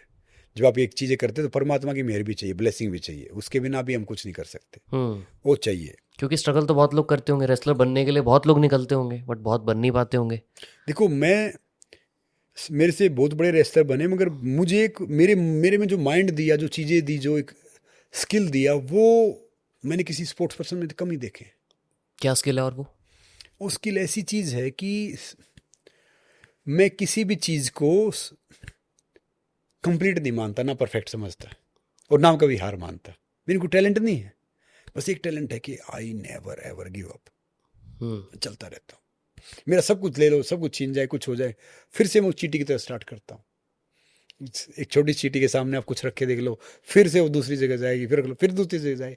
एक चींटी नहीं हार मानती, तो हम क्यों हार मानेंगे भैया? मैं एक बात मानता हूँ, किसी से नहीं डरता, सिर्फ परमात्मा है, माता पिता परमात्मा, जिंदगी किसने दी है, उसने, ले कौन सकता है? वही। तो बीच वालों से क्या घबराना है, क्या करना, जितनी मिली है उतनी अच्छी बात है भैया, जियो। और मैं I want to die with memories, no dreams. क्या है कि भाई मैं तो रिस्क बहुत लेता हूँ, मैं पागल इंसान हूँ, मुझे पसंद चीज़ नहीं आई मैं छोड़ देता हूँ कि भाई नहीं, छोड़ो भैया। दिल्ली पुलिस में था, बहुत से, जब मैं था गांव में, ड्रीम जॉब क्या होती थी, पुलिस, उसके बाद फौज। मैं पहले पुलिस में लग गया था जब 18 साल का, मुश्किल से भी नहीं हुआ था, डॉक्यूमेंट में थोड़ी उम्र बढ़ी हुई है। एक पीटीआई मास्टर होते थे हमारे, उन्होंने बढ़ा दिया था, उनको 200 रुपये के लिए 500 रुपये ले, फिर कुछ फायदा मिल रहा था उनको। समझ रहे हो ना? तो वो चीज़ें हैं, किस्मत भी होती, फिर आपकी मेहनत भी होती, फिर परमात्मा का होता है, फिर आप अच्छा कार्य करते हो ना, सबकी भावना आपके साथ जुड़ जाती है। But be a good human being first, चाहे कुछ भी बन जाओ। आपने मम्मी के साथ तो रिलेशन बताया कि उनका आशीर्वाद था इसलिए आप यहाँ तक पहुँचे जहाँ तक हो। ज़्यादातर मैंने देखा है, इनफैक्ट मेरे साथ भी यही है, कि फादर के साथ रिलेशनशिप जो होता है ना, हमेशा थोड़ा सा ऐसा रहता है कि बात नहीं होती उतनी ज़्यादा, क्योंकि बाप हमेशा चुप रहता है। आपके फादर के साथ क्या रिलेशन है? देखो, जहाँ से हम आते हैं जो फादर, जो हमारे पिताजी होते हैं, उनसे हमारा संपर्क कम ही होता है। आज भी सिर्फ इतनी बात हो, ठीक है, ठीक है, आज भी वो बैठे रहेंगे, लेटे रहेंगे, तो हमारी हिम्मत नहीं कि हम बैठ जाएंगे। हम उनसे पूछेंगे, कहेंगे बैठ जाओ, अब बैठ जाओ, 80s में है। तो क्या है कि पिताजी से मुश्किल है, पूरी ज़िंदगी में 10 घंटे बात नहीं होगी, ना आपने की होंगी, ना मैंने की होंगी, ना और नॉर्थ में और किसी ने की होंगे, मगर वो पिता का एक जो होने का एहसास है ना, वही बहुत बड़ी चीज़ है। पिता, माँ से सिर्फ आप घर का, इस चीज़ का ये सब देखते हो, ये सीखते हो, पिता से आप दुनिया सीखते हो। माँ सिर्फ इतना करते कि मेरा बेटा आज भूखा ना रहे, पिता ये सोचता, ये करता है कि भाई मेरा बेटा कभी भूखा ना रहे, या बेटी कभी भूखी ना रहे। तो एक पिता का, माँ पेट में जरूर 9 महीने रखती है, वो सब देती है, मगर पिता बेचारा उस दिन से स्टार्ट हो जाता है उसे करने के लिए। वो हमें खड़ा करने के लिए खुद लाठी टेकने लग जाता है। तो पिता की तो भैया उसके योगदान का है, उसका कहना तो बहुत ना मेरी औकात है ना वो शब्द है, वो हम कर ही नहीं सकते। जब हम खुद पिता बनेंगे, उस सिचुएशन में आएंगे, तब हम पता चलेगा। अब जितनी एज बढ़ रही है ना, तब पिताजी की, माँ की, इनकी सबकी और ज़्यादा वो एहसास हो रहा है कि भाई ये कितने क्या किया इन्होंने हमारे लिए। वो एक पूरे 10-10 साल एक छोटा सा शर्ट पहनते थे मतलब वो फटा रहता था, हम कहते थे ये पहनते रहते हो, ये करते रहते हो। अब समझ में आया कि भाई उन 100-200 रुपये में भी उन्होंने ज़िंदगी गुजारी, हमें सब कुछ किया है। आज मैं उनको बता दूं कि भाई इस मेरा महीने का 5-10 लाख रुपया खर्चा है, वो तो चक्कर खा जाएंगे। उनको कैसे पता चलेगा कि भाई मैं इतना खर्चा कर रहा हूँ, समझे ना। तो वो पहले एक छोटा सा घर होता था हमारा, थोड़ा सा ज़्यादा, इतना बड़ा नहीं होता था। उसमें गायें रहती थी हमारी, मैं, मेरे भाई बहन बड़े, माताजी पिताजी भी आ जाते थे। मेरे पिताजी सीआरपीएफ में थे, एक नॉर्मल जॉब थी। कोई गेस्ट आ गया वो भी वही रह जाते थे, सब खुश रहते थे, बहुत खुश थे। उसी में हमारा वो किचन, मतलब चूल्हा रख दिया था मिट्टी का, उसी में सब कुछ होता था। कभी चूल्हा लकड़ी वो नहीं हुई तो एक स्टोव होता था वो, उसका वो केरोसिन वाला, हाँ, तो वो मिट्टी के तेल वाला, हमने वो भी यूज किया है वो। हाँ वो करते थे। तो क्या है कि मैं एक बात हमेशा बोलता हूँ, पहले घर कच्चे थे, दिल पक्के थे। आजकल दिल पक्के हैं, आजकल घर पक्के हैं, दिल कच्चे हैं। तो डिफरेंट हो गया है। गांव में पर अभी भी माहौल वैसी है या वहां भी फर्क आया है? अब है ना, शहर का माहौल अच्छा, गांव का माहौल चेंज हो गया है, अच्छा। और ख़राब हो गया गांव का माहौल। क्योंकि गांव गांव कहाँ रहे हैं, गांव वालों को शहर में आना और शहर वालों को गांव में जाना है। अपनी से खुश तो कोई है ही नहीं। आप सोचते हो मैंने आईआईटी कर ली, मैं वहाँ चला जाऊँ तुम खुश हूँ, वो वाला सोच रहा हो कि मैं यहाँ पे आ जाऊँ तुम खुश हूँ। हाँ। अपनी जगह कोई खुश नहीं है। वो परमात्मा ने बड़ी कमाल की चीज़ दी है। उसने बोला कि भाई मैं कहाँ रहूँ कि ये मानव नहीं ढूंढ सकता, क्योंकि ये तो टेक्नोलॉजी इतनी ले आया। बोला इसके काम करो, इसके अंदर बैठ जाओ नालायक के। हम हर जगह जाएंगे मगर अपने आप को अंदर तो ढूंढते नहीं, वो यहीं पे तो है, वो क्या कहीं और बात नहीं है, है। क्या वो कहते हैं मुझको कहाँ ढूंढे रे बंदे, मैं तो तेरे साथ में, मुझको कहाँ ढूंढे रे बंदे, मैं तो तेरे पास में। ना मैं मथुरा, ना मैं काशी, ना मैं काबे कैलाश में, मैं तो तेरे पास में। तो अंदर ही सब कुछ है। जब राम जी हुए तब देवता और राक्षस एक ब्रह्मांड पे रहते थे, मतलब अलग अलग उस पे भाई, जैसे रावण श्रीलंका में, इसमें उसमें है, अलग अलग लोक में रहते थे, देवता अलग राक्षस अलग। फिर आया द्वापर, फिर ये हुई अपने क्या बोलते हैं महाभारत आई। फिर वो देवता और राक्षस एक घर पे रहने लग गए।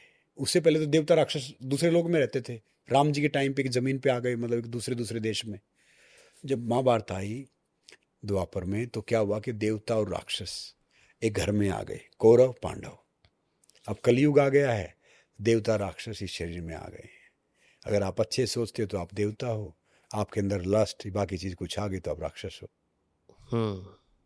तो वो बाहर तो कोई है नहीं, हम खुद भी देवता हैं, खुद राक्षस भी हैं। अब हमारे ऊपर है कि हम डेवलप क्या करते हैं। जब आप फादर बनोगे, कोई ऐसी चीज़ है जो आपने अपने फादर से सीखी और आप बोलते हो कि ये तो मैं उनको भी सिखाऊंगा? मैं कह रहा हूँ कि मेरे फादर से मैंने बहुत ढेर सारी चीज़ें सीखी हैं। बच्चा जब तक 10 से 16 साल का रहता है, उसके कठोर शिक्षक बन जाओ। अच्छा, पर आजकल तो नहीं होता ऐसे। मैं कह रहा हूँ कि आजकल जो ये सारी चीज़ खराब हो गई ना, जेन जी हमने खराब कर दिया, स्कूलों में नहीं होगा। शिक्षक को उसकी छड़ी लौटा दीजिए, शिक्षक देश में अनुशासन लौटा देगा। ये नहीं मारना हो माई गॉड ये स्ट्रेस डिप्रेशन है, मैं कह रहा हूँ सब भाग जाएगा।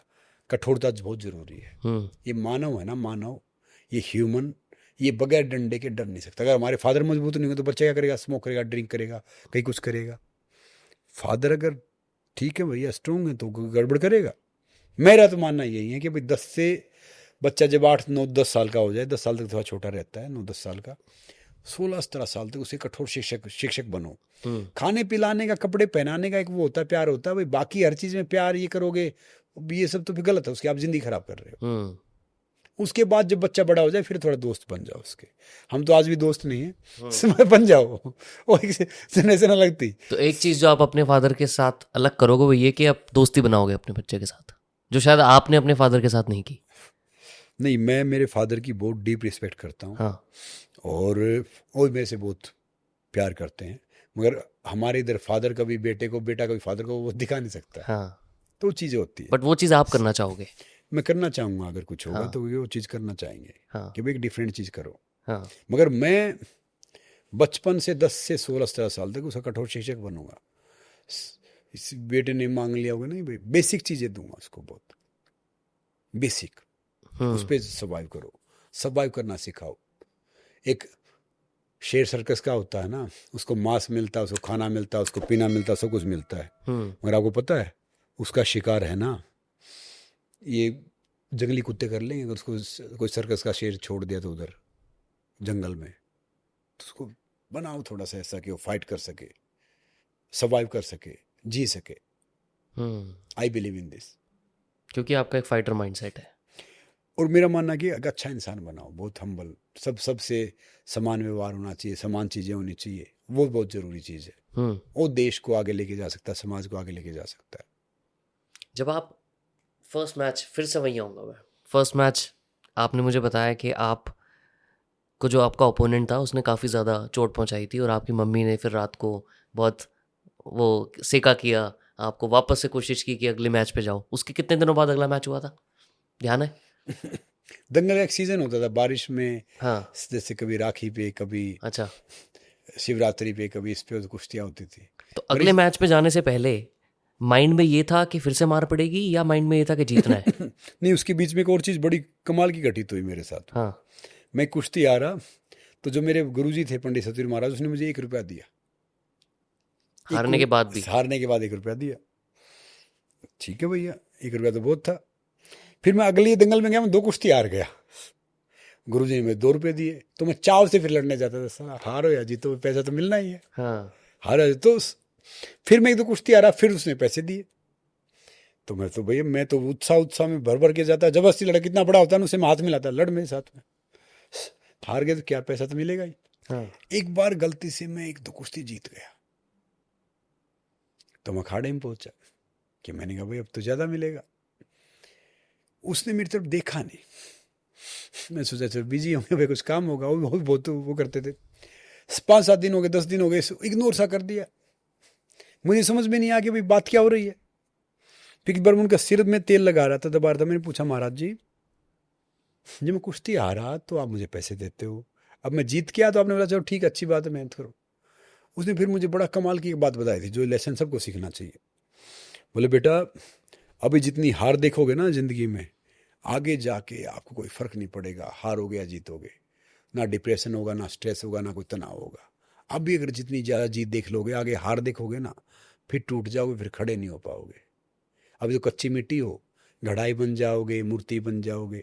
फिर मिट्टी पकने के बाद ना वो घड़ा बनता, ना मूर्ति बनती है, फिर तो ज़बरदस्ती ईंटों के बीच में ठूसी जाती है। तो उसकी बात फिर मैंने गांठ मार ली, मैंने कहा कोई फ़र्क नहीं पड़ना। बट एक रेसलर का जीतने और हारने से कितना ज़्यादा रिश्ता होता है? फर्क पड़ता है कि आप जीत रहे हो हार रहे हो? जो खिलाड़ी सही खिलाड़ी होगा ना, वो जीतने के लिए खेलेगा, खेलने के लिए नहीं, जीतने के लिए। नहीं, मैं उस पर बात पे हाँ। आऊँगा। स्पोर्ट्समैन स्पिरिट रखेगा, स्पोर्ट्समैन स्पिरिट रखेगा, मगर वो सोचेगा कि भाई मैं जीतने के लिए खेलूँ ताकि वो बेस्ट परफॉर्मेंस आ जाए। अगर कोई हम मैच खेल रहे हैं, हम चलो बैडमिंटन खेल रहे हैं इवन चेस खेल रहे हैं, ऐसे ही खेलेंगे तो उसमें इंटरेस्ट आएगा। इंटरेस्ट उसमें तभी आएगा जब फाइट तभी होगी, जब मैं जीतने के लिए खेलूंगा, आप जीतने के लिए खेलोगे। मगर वो एक वो स्पिरिट कायम रहे, स्पोर्ट्स वाले चीटिंग नहीं करें, वो नहीं करें, अगर वो स्पिरिट है तो फिर हम जीतने के लिए। तो वो सब होता था। जब हार जीत का दुख तो होता है, मतलब अभी भी होता है। फील होता है हार जीत का। भाई खिलाड़ी के लिए हार जीत तो चलता रहता है। हाँ। मैं जिंदगी में भी हार जीत को मानता नहीं हूँ, प्रोसेस को एंजॉय करता हूँ। लास्ट कब दुख हुआ था? कौन सी हार से दुख हुआ था लास्ट? हार से कभी दुख ही नहीं होता। अब दुख ये होता है कि वो प्रोसेस को एंजॉय कर पाया नहीं कर पाया, इतनी अच्छी मेहनत कर पाया नहीं कर पाया, शरीर उतना चला नहीं चला, वो दुख देता है। हाँ। हार जीत दुख नहीं देती। अगर आपने अपने प्रैक्टिस का, आपने उसका वो अच्छा किया तो ठीक है। एक हारेगा, एक जीतेगा। बहुत हारा हूँ, कुछ तुक्का लगा, थोड़ा जीता भी हूँ, तो सब चलता रहता, लाइफ का प्रोसेस है। तो हाँ। एक सिक्का उछालोगे तो कभी वो इधर गिरेगा, कभी उधर गिरेगा। तो यही है। जब आपके गुरु आपको पैसे देते थे हर हारने के बाद, तब वो जो पैसे मिलते थे वो 1 रुपया होता था, बट उसकी भी बहुत बड़ी वैल्यू होती थी क्योंकि वो गुरु से मिला है ना। गुरु से नहीं मिला तब इतनी समझ नहीं थी भैया। ये हाँ। द्रोणाचार्य वाली जो बात कर रहे हैं हम अभी, हाँ झूठ बोलने के लिए बोल दूंगा, तब 1 रुपया बड़ा इसलिए होता था कि 1 रुपये में बहुत सामान आ जाता था। ठीक 1 रुपये में बहुत सामान आ जाता था। अब लेकिन ऑब्वियसली अब जब खेलते तो बहुत बड़ा अमाउंट होता है वो स्टेक्स पे। फर्क क्या रहा है दोनों में? वो जो 1 रुपया था ना, जो उसकी खुशी थी ना, जो करोड़ रुपए खुशी नहीं दे रहे। हाँ जो 1 रुपये में जो संतोष था, खुशी थी ना मिलने की, आज मैं करोड़ों रुपए का मैच खेलता हूँ, वो खुशी संतोष उसमें नहीं मिलता जितना 1 रुपये में मिलता था। क्या मिस है, क्या कम है? वो मासूमियत, वो भोलापन, वो एक शांत मन, वो सब मिसिंग है। वो सब मिसिंग हो जाते हैं जब वो कहते हैं ना, चालाकी है ना, चालाकी कैद है, बंधन है। जितना सरल रहोगे तो आज़ाद है। अब काम करो, लोभ मोह, पहले तो 5 होते थे ना, काम करो, लोभ मोह घृणा। अब आजकल 5 और हो गए हैं, Facebook, Instagram, WhatsApp, YouTube, Twitter, X. तो पहले 5 से फाइट थे, आज 10 से फाइट है। तो आजकल कहाँ भोलापन मासूमियत रहेगा, कहाँ वो शांति रहेगी, समझे ना। तो वो इसलिए उसका आनंद नहीं आता। अगर मैं आपको बोलूं कि मैं आपको आज 100 करोड़ देता हूं और आप बिना किसी कंडीशन के उसको कैसे भी खर्च कर सकते हो, क्या करोगे? पहली बात तो मैं उस 100 करोड़ मुझे चाहिए नहीं। जब मैंने मेहनत नहीं की, पैसा, इंसान, फेम जैसे आता वैसे ही जाता है। हाँ। अगर मैंने मेहनत की है, मैंने कुछ किया है, तो मैं 100 करोड़ का हकदार हूँ। हाँ। उसको मैं फिर खर्च भी कर सकता हूँ, उसको एंजॉय भी कर सकता हूँ। अगर मेहनत से कमाए हो 100 करोड़ तो कहाँ खर्च करोगे? मेहनत से अगर कमाए हैं 100 करोड़ तो फिर इंसान सोचेगा कि भाई आपने थोड़ा घर अपना ढंग का कर लिया, थोड़ा सा कहीं कुछ वो कर लिया, फिर थोड़ा सा कुछ काफ़ी मदद करने का जरिया बन गए। जो मैं करता हूँ, 1 रुपया कमाता हूँ, 10 पैसे में डाल देता हूँ, तो फिर आदमी उसको एक संपूर्ण यूज करेगा। और आपने ऐसे दे दिए, धोखे से कमा लिया, याद रखना, आप धोखे की छीना झपटी कमाई से ना शक्लें सुधार सकते हो, नस्लें नहीं सुधार सकते। तो फिर वो कहीं ना कहीं इधर बैठूंगा, जुआ खेलूंगा, डिस्को में जाऊंगा, मैं वहां जाऊंगा, लास वेगास जाऊंगा, मैं मलेशिया जाऊंगा, मैं इधर जाऊंगा, मैं उधर जाऊंगा, ऐसे उड़ा दूंगा, फिर कैसे रहेगा? इसमें मेरा एक और सवाल है, पूछ लूं? बिल्कुल पूछो। बुरा तो नहीं मानोगे? बिल्कुल नहीं। अगर 100 करोड़ दूं मेहनत के कमाए और साथ में बोलूं कुश्ती नहीं करनी आपसे, ये आखिरी 100 करोड़ है, या तो कुश्ती चूज कर लो या 100 करोड़ चूज कर लो, क्या चूज करोगे? देखो, एक जब मैं जाऊंगा ना तो मैं सब कुछ छोड़ के जाऊंगा। हाँ। लेके जा नहीं सकता। मैं थोड़ा पागल हूँ। मैं वो चीज़ करता हूँ जिससे मुझे खुशी मिलती है। कुश्ती करना इस एज में, इस उसमें मैं बोल सकता हूँ, प्रैक्टिकल होगा तो भाई मैं नहीं करूँगा, चलो मैं ले लिया। मगर मैं वो अभ्यास के बिना, चाहे मैं लड़ूँ ना लड़ूँ, उसके बिना मैं वो रह नहीं पाऊंगा, तो मेरे लिए 100 करोड़ की कीमत नहीं होगी। वो जब मैं नहीं रहूँगा तो उस पैसे क्या होगा बताओ? मेरे फोटो पे एक माला टंगी होगी, उस पर अगर वो लगा हुआ तो उसका फायदा क्या होगा 100 करोड़? तो हमेशा याद रखो कि हमारी सफलता 100 करोड़ मिलने में नहीं है, हमारी सफलता बड़ा घर बनाने में नहीं है, हमारी सफलता कोई पद मिलने में नहीं है। हमारी सफलता वो है जिस चीज़ से आप प्यार करते हो, जिसको पसंद करते हो, अगर उसके लिए आप रोड पे बैठे हो, संघर्ष कर रहे हो, तो we are successful as compare दूसरी चीज़ करने की। और मगर दिक्कत पता क्या है, 95% इंसान वर्ल्ड के और जिस चीज़ के लिए बने वो चीज़ नहीं करते, जिस चीज़ के लिए नहीं बने वो चीज़ कर रहे हैं। कुछ मजबूरी में कर रहे हैं, कुछ उस धर्रे से डरे हुए हैं, कुछ सिचुएशन से निकलना नहीं चाहते, कुछ सोच रहे हैं कि भाई हो गया अब तो ज़िंदगी पार हो गई। सिर्फ 5% लोग हैं जो पागल होते हैं। और याद रखना, ये दुनिया का इतिहास है ना, उन चंद पागलों की देन है जिनको अपने आप पे भरोसा था, जिनको दुनिया वाले कुछ बदलने के लायक समझते नहीं थे, वो दुनिया को बदल के गए। क्या बात है। तो be crazy, being normal is boring. हाँ, be crazy. Be crazy. Past में सबसे पहले कब हुआ कि आपको ये फील हुआ कि मैं फेमस हो गया हूँ? देखो, फेमस का डिफरेंट एक पैमाना है। सबसे पहले मुझे कब हुआ था, जब मैं कुश्ती जीतने लग गया था ना दंगल वंगल में। हाँ। तो मुझे गांव में थोड़े पहचाने लग गए थे, तो मुझे लगा वाह यार, अब मुझे गांव में लोग जानते हैं। हाँ। तब मैं उसके फेम होने के लिए, वो करने के लिए करता था सारी चीज़ें। ये मुझे पहचानेंगे, क्या करते थे? ये मुझे जाने, कुश्ती लड़ना, ये सब करना, वो सब करना। तब वो पैशन वो नहीं था। देखो, आपकी अगर एस्पिरेशन इंस्पिरेशन बन जाती है ना, फिर आप आगे जाते हो। पहले तो क्या था कि वो थोड़ा सा पैसे के लिए, दिखावे के लिए, शरीर ठीक करने के लिए, इसके लिए हम स्टार्ट करते हैं। फिर उसके बाद में धीरे धीरे धीरे धीरे हम आते हैं ना, कहते हैं कि वो एक रस्सी पत्थर पे निशान कर देती है। एक सबसे हल्का पानी होता है, मगर पानी बड़ी बड़ी चट्टानें तोड़ देता है लगातार उसका बहना। तो हम तो इंसान हैं। फिर धीरे धीरे धीरे धीरे आ जाता है ठिकाने पे कि भाई अब किस चीज़ के लिए करना है। एक हार्डल पार हो गई, अब किसके लिए करना, अब किसके लिए करना है। और मैंने काफ़ी चीज़ें ज़िंदगी में कंप्लीट कर ही नहीं पाया। Lack of finance, lack of guidance, lack of circumstance. Sports का पीक होता है Olympic medal, I couldn't win. Finance, guidance या लैक ऑफ सर्कमस्टांसिस लगाओ, मैं ढेर सारे बच्चों का जरिया बनने की कोशिश करता हूँ कि भाई अगर इनका मैं किसी तरीके से भी मैं उनको प्रेरित कर पाया, फाइनेंशियली, मोटिवेशनली, किसी भी तरीके सोशली, तो वो मेडल जीते। मैं सोचता हूँ भाई देश के साथ साथ मेरा सपना ही पूरा हो रहा है। तो मैं कई बार इनकम्प्लीट फील करता हूँ कि भाई मुझे उस चीज़ में वो करना चाहिए था। अब मैं जिस चीज़ में गया हूँ, मालिक मुझे ले गया है, तो मैं सोचता हूँ भाई इसका टॉप जरूर छूऊंगा, चाहे हो या ना हो। कोई भी चीज़ होती है, मैं ही कोशिश करता हूँ इसका टॉप छूऊंगा।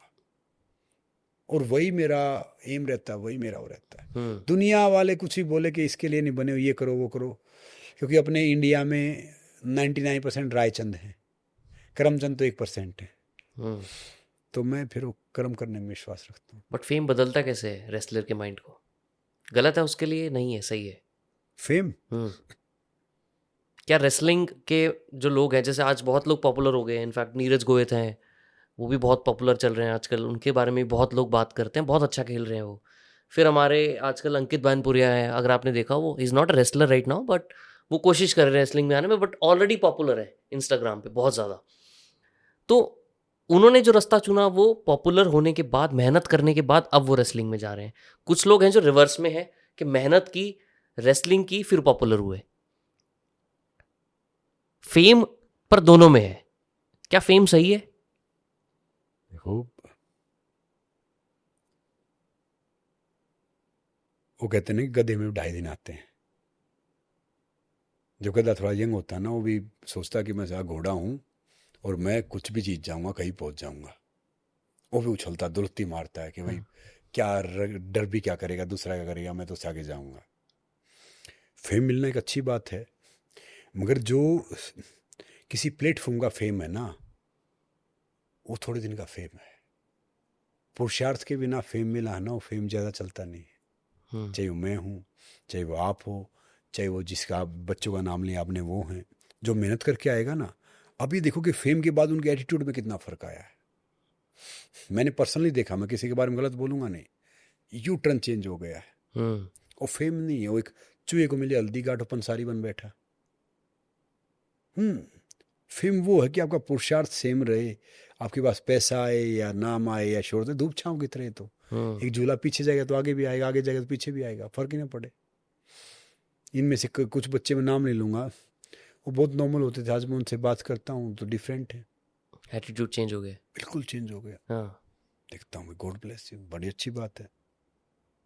बट नुकसान नहीं होता उससे उनको? गेम तो गलत पलट गई उनकी पूरी। वो मगर वो आसपास सर्कल ऐसा हो जाता है ना कि आप ही आप हो और आप सब कुछ हो सब। फिर वो जी हजूरी वाले लोग जो आ जाते हैं आपके आसपास। देखो, याद रखना, चमचे हमेशा अंदर ही रहते हैं, बाहर चमचा नहीं आता कभी भी। वो सोचते हैं बाहर आ जाएंगे, चाहे बर्तन हो या जिंदगी हो, चमचा अंदर ही घुसा रहता है, बाहर नहीं निकलता कभी। तो होता है, सबके साथ होता है, लाइफ का प्रोसेस है। तो कुछ बच्चे इसको हैंडल कर लेते, कुछ हैंडल नहीं कर पाते। एक टीवी की फेम है, जहाँ पे आपने बीच में शोज़ में काम किया, बिग बॉस, फिर अपना ऋतिक रोशन वाला डिस्कवरी पे भी शो था एक, बहुत सारे आपने टीवी सीरियल्स किए हैं। एक थी फेम जो रेसलिंग से आई है, दोनों में क्या फ़र्क है और कौन सी ज़्यादा अच्छी लगी आपको? टीवी से आई है वो कुछ दिन की है, हाँ रेसलिंग से आई वो लेगेसी है, लाइफ लॉन्ग रहेगी वो तो। हाँ। टीवी से वाली फेम में जो एक टीवी शो अखबार की तरह होता है, वो चला गया, फिर लोग भूल जाएंगे। मगर टीवी शो में मैं लेगेसी छोड़ता हूँ, जहाँ पे मैं काम करता हूँ, लोग हमेशा याद करेंगे, जो जिसने देखा है कि भाई वो था, कमाल था। I believe in legacy, I don't believe in fame. और लेगेसी बनती कैसे है? लेगेसी बनती है, आप पढ़े लिखोगे, आप पैसा कमा सकते हो। आपको अगर एक्चुअली बड़ा बनना तो आपका चरित्र सही होना चाहिए। चरित्र सही खाली कैरेक्टर से नहीं होता, आपके विचारों से, आपकी सोच से, आपकी हर चीज़ से होता। हम्म। जो भी ये छोटे बहन भाई जिनका नाम लिया आपने, वो आगे आ रहे हैं, मैं दुआ करता हूँ भाई सबको बहुत शुभकामनाएं, मगर इंसान चेंज नहीं करें, मेरा मानना ये है। अब उनकी उम्र जितनी इतनी तो मैं स्पोर्ट्स करते हुए हो गए, आई एम अबव 40। हम्म। तो आप फेम से, पैसे से आप अनुभव को बीट नहीं कर सकते। अनुभव पता किस चीज़ से आता है? अनुभव गलतियाँ करने से आता है। बगैर गलतियाँ की आप अनुभव नहीं सीख सकते, और जितनी उम्र बढ़ेगी उतना आपको अनुभव आएगा। या आयरनी है एक लाइफ की, कि मैंने बोला था ना कि we mature with damage not age. तो एक लाइफ का अनुभव आप छीन नहीं सकते। जितनी गलतियाँ करोगे ठीक है, अच्छी बात है, सबको ट्राई करना चाहिए, सबको हक है अपनी लाइफ में कुछ आगे जाने का, करने का, और सब आगे बढ़ने का। वो कितने का, वो थोड़े दिन का फेम है। मैं भी कोई, आजकल मैं ढेर सारे देखता हूँ जो बच्चे छोटे हैं, जिनको कई बच्चे छपरी बोलते हैं, हाँ। सोशल मीडिया पे लड़ते रहते हैं, बैठ के बात करते रहते हैं, ये वो फॉलोअर बढ़ाने के लिए शरारत करते रहते हैं। तो कहाँ का फेम है वो? ये इंस्टाग्राम में ये सब फॉलोअर, ये तो एक वो ग्रोथ है भैया। वो जो कल को बंद हो गया टिकटॉक के जो ढेर सारे स्टार थे, वो हाँ टिकटॉक कहाँ चला गया? रातों रात खत्म। आपका पुरुषार्थ आपको बड़ा बनाएगा। हम्म। इससे आप पैसे कमा लो, चलो घर बना ले, गाड़ी बना ले, उसके बाद क्या? बगैर तपस्या के, बगैर हार्ड वर्क के, बगैर मेहनत के आप सफल नहीं हो सकते भैया। कोई 2-3 स्पोर्ट्समैन जिसका आपको लगता है कि इसकी तपस्या है जो है, और रियल तपस्या है? हर स्पोर्ट्समैन की तपस्या है, सबकी रियल तपस्या है। आपके फेवरेट कौन है क्रिकेट में? क्रिकेट में मेरे फेवरेट हैं रोहित शर्मा, विराट कोहली। ओके। हम्म। क्या क्या सीखा आपने उनसे? रोहित शर्मा से मैंने सीखा कि वो इंसान बहुत अच्छा है। इतना बड़ा खिलाड़ी है, इतना सब कुछ, सेल्फलेस खेलता है। उस जैसा खिलाड़ी इस जनरेशन में नहीं देखा मैंने। हम्म। हमने सचिन को देखा है, वो तो डिफरेंट थे जब जब हम ग्रोन अप कर रहे थे। विराट कोहली का कमिटमेंट क्या है कि फिटनेस का, पैशन का, वो वैसा पैशन मैंने नहीं देखा। जो आप बात बोल भी रहे थे कि फेम आने के बावजूद भी अगर पुरुषार्थ ना जाए। तभी तो इनसे अलग है कि जसप्रीत बुमराह एक लड़का, हाँ। जिसको मैं पसंद करता हूँ, उसका अलग है। बाकी जैसे भज्जीपा हैं या और कई खिलाड़ी हैं, मैं उनको भी करता हूँ। जैसे भज्जीपा हूँ, बहुत नीचे से आए हैं, हरभजन सिंह, उसने बहुत मेहनत की है और वो वहाँ तक पहुँचे हैं। मतलब ट्रक चलाने जा रहे थे वो, तो वो सीरीज से पहले। तो सबका अपना पुरुषार्थ, अपना फेम, मैं बता नहीं सकता। मैं तो बहुत छोटा हूँ कि भैया मैं किस, और वी शुड नॉट जज एनीवन। क्या पता कौन क्या फेस कर रहा है, क्या फेस कर रही है, हम उसको जज करें, वो गलत बात है। और बुराई करते जो बराबरी नहीं कर सकते। तो क्रिकेट में मेरे ये पसंद है। आप किसी से मिले हो पर्सनली? बहुतों से मिल लिया। किसी ने आपको कोई ऐसी एडवाइस दी हो जिसने आपकी लाइफ बदल दी हो? ऐसे व्यक्तिगत एडवाइस कम मिले, मगर मैंने उनको देख के, किसी के इंटरव्यू से, किसी बातों से कई चीज़ मैंने सीखी है। जैसे? जैसे कपिल देव साहब का मैंने सुना था कि भाई प्रेशर बहुत है, बोझ बहुत है। बोला खेल, कपिल देव साहब ने एक बात बोली थी कि हम खेलते इंजॉय करने के लिए हैं, इसमें प्रेशर क्या है भैया? खेलने से तो प्रेशर कम होता है। बोझ बहुत है, प्रेशर बहुत है भैया, तो फिर मत खेलो। हम तो इंजॉय करने के लिए खेलते हैं। खेले हैं, देश के लिए खेलना बहुत एक इंजॉयमेंट है, प्राउड की बात है। आप प्रेशर की बात करके आप मैच से बैठोगे, प्रेशर बहुत है, ये वो है। तो मैंने सीखा उससे, भाई आप जो भी चीज़ करो उसको इंजॉय करो। कईयों से मैंने सीखा। सचिन से मैंने सीखा किसी को जवाब नहीं देना है, अपनी परफॉर्मेंस से जवाब दो।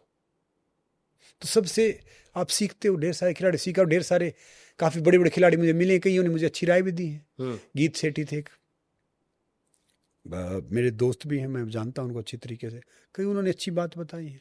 तो डिफरेंट तकरीबन सब खिलाड़ियों से मिलते हैं, आप सबसे बात करते हैं, डिस्कस करते हैं। एक जब आप परमात्मा ने उस स्थिति पे ला दिया कि जिसको कभी हम देखते थे ऐसे बैठ के बात करते थे, जैसे कि मैं बैठ के देखता था और अभी सामने बैठा हूँ। नहीं तो नॉर्मल, तो आज मैं उनसे फ़ोन पे बात करता हूँ, कुछ एक कॉल दूर है। हाँ। कि क्या करना है, क्या करना चाहिए आपके हिसाब से, क्या चीज़ होनी चाहिए। कभी डर लगता है कि ये छूट सकता है? जो मस्त मलंग होते हैं वे क्या क्या छूटना है। वो मैं मुंबई गया था, 500 रुपये ले गया था, आज भी आऊँगा उससे ज़्यादा ही लेके आऊँगा। क्या था अपने पास? जिसके पास खोने के लिए कुछ नहीं हो ना, जिसके पास खोने का डर नहीं हो, कुछ नहीं हो, तो उसके पास पाने पाने को ही होता है, खोने को नहीं होता। क्या डरना है, क्या छूटना है? परिवर्तन है भैया। अब सुनील गावस्कर साहब कितने बड़े खिलाड़ी थे, आज की जनरेशन को पता नहीं कि कितने बड़े खिलाड़ी थे। थोड़ी सी उसके बाद कपिल देव साहब को नहीं जैनजिन जाने क्या थे, वो कहीं आप वर्ल्ड कप जीता कैप्टन था। धोनी बड़ा खिलाड़ी था, वो कहेंगे धोनी तो था, जीत लिया। तो सबका एक वो दौर आएगा, जमाना आएगा, वो चलता रहेगा, मगर अपना पुरुषार्थ कम नहीं होना चाहिए। पुरुषार्थ की बात कर रहे हो आप अभी भी, ऑब्वियसली डेली बेसिस पे कितना वर्कआउट करते हो? क्या रूटीन रहता है आपका? मैं अपनी लाइफ में 2 ही काम करता हूँ, वर्क या वर्कआउट। हाँ, मैं अब भी 3 से 4 घंटे वर्कआउट करता है। 3 से 4। कितने बजे उठते हो सुबह? उठ लेता हूँ 6 बजे, पौने 6 बजे। अच्छा, वो सेम ही है मोस्टली, 6 5:30 6 के आसपास। पहले थोड़ा जल्दी उठते थे। हाँ हाँ बस ठीक है, चलता है इतना, तो नींद हाँ नहीं आती उसके बाद में। हाँ। तो 4 बजे सोऊंगा, 6 बजे उठ जाऊंगा। अच्छा, 4 बजे सो 6 बजे उठ जाओगे? आँख पड़ा रहूंगा ऐसे, वो दूसरी बात, मेरी आँख खुल जाती है। बट फिर उससे इम्पैक्ट नहीं पड़ता ट्रेनिंग में? थोड़ा पड़ेगा तो अच्छी बात है, पढ़ो भैया, इम्पैक्ट पड़ा, अगले दिन शेड्यूल ठीक करोगे आप। हाँ। ये तन और इसको तो मैं तो गुलाम बना के रखता हूँ, मालिक बना लिया तो फिर इम्पैक्ट ही पड़ेगा। क्या वर्कआउट रहता है आपका रोज? मैं सारी चीज़ वो करता हूँ जो एक आम इंसान नहीं कर सकता। मेरा वर्कआउट थोड़ा बॉडी वेट ये सब हैवी रहता है। मैं योगा प्राणायाम करता हूँ। हाँ। मैं हर रोज 1000 सिटअप्स मारता हूँ। 1000 सिटअप्स? हाँ 10-15 मिनट में मार लेता हूँ। 10-15 मिनट में? फिर मैं ढेर सारी चीज़ें अलग अलग करता हूँ। जैसे कि और बताओ थोड़ा डिटेल में। 1-1.5 घंटा खेलता हूँ, फिर जिम्नास्टिक भी करता हूँ, फिर कभी कभी हल्की हल्की वेट ट्रेनिंग करता हूँ। मतलब पागल हूँ मैं, मतलब कुछ करता करता। और ये रोज है? रोज है ये। संडे सैटरडे कुछ नहीं? मैं संडे को, एक जिस दिन रेस्ट होता है उस दिन इतना वर्कआउट कर लेता हूँ जिस दिन एक आम इंसान जो करता है। मैं टारगेट होता है कि एक सप्ताह में 30 घंटा वर्कआउट करने का। अच्छा, 7 दिन में 30 घंटा तो होना चाहिए। 7 दिन में 30 घंटे वर्कआउट करते हो आप? होना चाहिए। और खाते क्या हो? प्योर वेजिटेरियन, शुद्ध शाकाहारी। 2 बार ही खाना खाता हूँ सिर्फ। 2 बारी? 11 से 2 के बीच में, दूसरा 7 से 9, 9:30 के बीच में। रात को 7 से 9 9:30? कई बार लेट हो जाता हूँ, 10 बजे भी खा लेता हूँ, और यही सिंपल खाना। नॉर्मल खाना, ऐसा नॉर्मल कुछ खाना। नहीं कि मैं फैंसी डाइट लूंगा, पानी भी ये वाला पीऊंगा, आजकल जो बहुत चल रहा है ब्लैक वाटर लोग पीते हैं। अरे भैया, तालाब का पानी पी लो। हाँ। अगर आप फील करोगे, आप वो बात करोगे, वो काम वही करेगा। मैं चाहे प्रोटीन में, घी में, एनर्जी ड्रिंक में, एक बहुत सी बातें, ऑक्सीजन में, मैं आपको खड़ा कर दूँ और बांध दूँ तब भी कुछ नहीं होने वाला। ये बहुत कमाल की चीज़ है। इसको आप सही कर लो, आप सूखी रोटी प्याज खा खुश रहोगे ना, तो आप संसार का सबसे बेहतरीन खाना खा रहे हो। बस। बहुत लोग जो इस वीडियो को देख रहे होंगे ना, शायद उनकी फैमिली में कोई ना कोई रेसलर बनना चाहता होगा, राइट? किसी पेरेंट को या किसी बच्चे को आज रेसलर बनना है, कोई ऐसी एडवाइस देना चाहोगे कि कैसे बनना चाहिए रेसलर? किसी को अगर रेसलर बनना, कोई स्पोर्ट्स पर्सन बनना, तो मैं माता पिता को एक एडवाइस दूंगा कि अगर आपके आसपास पे कोई जिम्नास्टिक सेंटर है ना, तो बच्चे की 5 साल से 8 साल के बीच में 3 साल उसकी थोड़ी जिम्नास्टिक करवाओ। अच्छा। Gymnastic is the mother of all sports, ताकि उसकी कमर फ्लेक्सिबल हो जाए, बॉडी थोड़ी अच्छे ट्रेनर के पास, अच्छे कोच के पास, नहीं तो बेवकूफ़ तो चोट मार देगा। तो फिर वो किसी भी स्पोर्ट्स में जा सकता है, उसके लिए बेनिफिट होगा। वो बॉडी में उतना फ्लेक्सिबिलिटी आएगी। धीरे धीरे धीरे धीरे फिर वो करो, और बच्चे को हैबिट डालो थोड़ा सा नेचुरल खाने की, बाकी चीज़ करने की, इम्पोर्टेंस बताओ, वैल्यूज डालो उसमें। देश को ना सरकार नहीं चलाती, देश को संस्कार चलाते हैं। वैल्यूज के साथ वो करो, फिर आप खिलाड़ी बन जाएगा, रेसलर बन जाए, कोई कुछ भी बन सकता है। जब कमबैक आपने किया वापस से 6 साल के गैप के बाद, आप वापस कमबैक किया और आपने दुबई में फाइट की थी पाकिस्तान के मोहम्मद सईद के साथ, उस टाइम पे मेन माइंड में क्या चल रहा था कि मुझे पाकिस्तान के नेशनलिस्ट बंदे से फाइट करनी है या मुझे बस फाइट करनी है? क्या फ़र्क था दोनों बातों में? उस रात को मैं सो नहीं सका था, फीवर था। 105, मतलब 101 से कम फीवर था मुझे। फीवर में लड़े हो आप? वो फाइट का फीवर होता है सबको, वो फीवर नहीं होता, मतलब वो फीवर होता है जो और वो होना भी चाहिए, थोड़ा डर होना भी चाहिए। इतने साल बात कर रहे हो, और बात वो मोहम्मद सईद की उसकी नहीं थी, इंडिया वर्सेस पाकिस्तान से कुछ भी हो जाए उस पर लोगों की नज़र रहती है। और ये मैच तो वर्ल्ड वाइड लाइव था, और आजकल सोशल मीडिया ज़माना है, आप छींक मारोगे तब भी आप दिखोगे।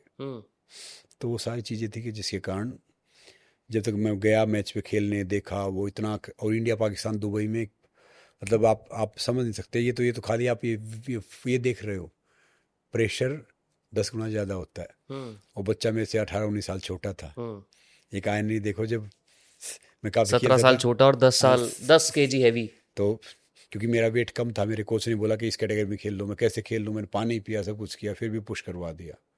तो नए बच्चे में स्पीड स्टेमिना डिफरेंट होता है, उम्र के हिसाब से भी कुछ काम चीज़ें होती हैं। हम्म। मैं पागल हूँ, मैं बहुत दिमाग से खेल रहा था, दिमाग से चीज़ें कर रहा था। और उसका कोच था, कभी से कोच के साथ मेरा मैच हुआ था। अब उसका कोच है तो बच्चा 5-6 साल का होगा, सब हाँ। उससे भी खेल रहा हूँ, समझ रहे हो ना। अच्छा, आप उनके कोच के साथ मैच कर चुके थे, खेल चुके थे एज एन अपोनेंट? कभी बहुत पहले। ओह। तो क्या होता है कि वो चीज़ें ऐसी होती हैं, जब आप नहीं करते। आज मुझे भी ढेर सारे बोलते हैं, किसी जिसके फादर मेरे साथ करते थे, अब उन बच्चों के साथ प्रैक्टिस करता हूँ कई बार, हाँ। सब हंसते हैं। हंसते रहो भैया, हमें तो जो करना है वो है। तो सारी चीज़ वो होती है, हाँ। प्रेशर होता है, हर चीज़ होती है, फिर इंसान में थोड़ा सा और कम करता है। मैं उसको क्या ले गया कि भाई नॉर्मल मैच है, नॉर्मल चीज़ें, अपना मैं बेहतर करने की कोशिश करूंगा, बाकी मेरे हाथ में कुछ नहीं है। हाँ। परमात्मा जो करेगा उसका फैसला ऐसा मंजूर। कुछ नहीं था माइंड में कि ये पाकिस्तान का बंदा, इसको तो हराना ही हराना है, या ऐसा कभी फील आता है? देखो, हमारा कोच भी कहता है कि भाई, उनका कोच भी कहता है कि भाई देखो, बांग्लादेश से हार जाओ, नेपाल से हार जाओ, किसी से हार जाओ, इनके मत हारो। उनका कोच भी सेम बात कहता है, तो प्रेशर डबल हो जाता है। हाँ। बाहर चाहिए आप दोस्त रहो, भाई रहो, मगर मैदान में जाते हो ना तो ऐसे खून खोलता है सबकी आंखों में, देखने वालों की आंखों में भी, लड़ने वालों की आंखों में भी, सब कुछ करने। तो प्रेशर डबल ट्रिपल हो जाता और है। आपने एक बात बोली कि मैं दिमाग से खेल रहा था, क्या मतलब कुछ अगर लोगों को समझा सको कि यार दिमाग से खेलने का क्या मतलब होता है, कोई एग्जांपल दे सको? मैं जानता था कि बच्चा ताकत ज़्यादा हो सकती है, स्टेमिना ज़्यादा हो सकता है।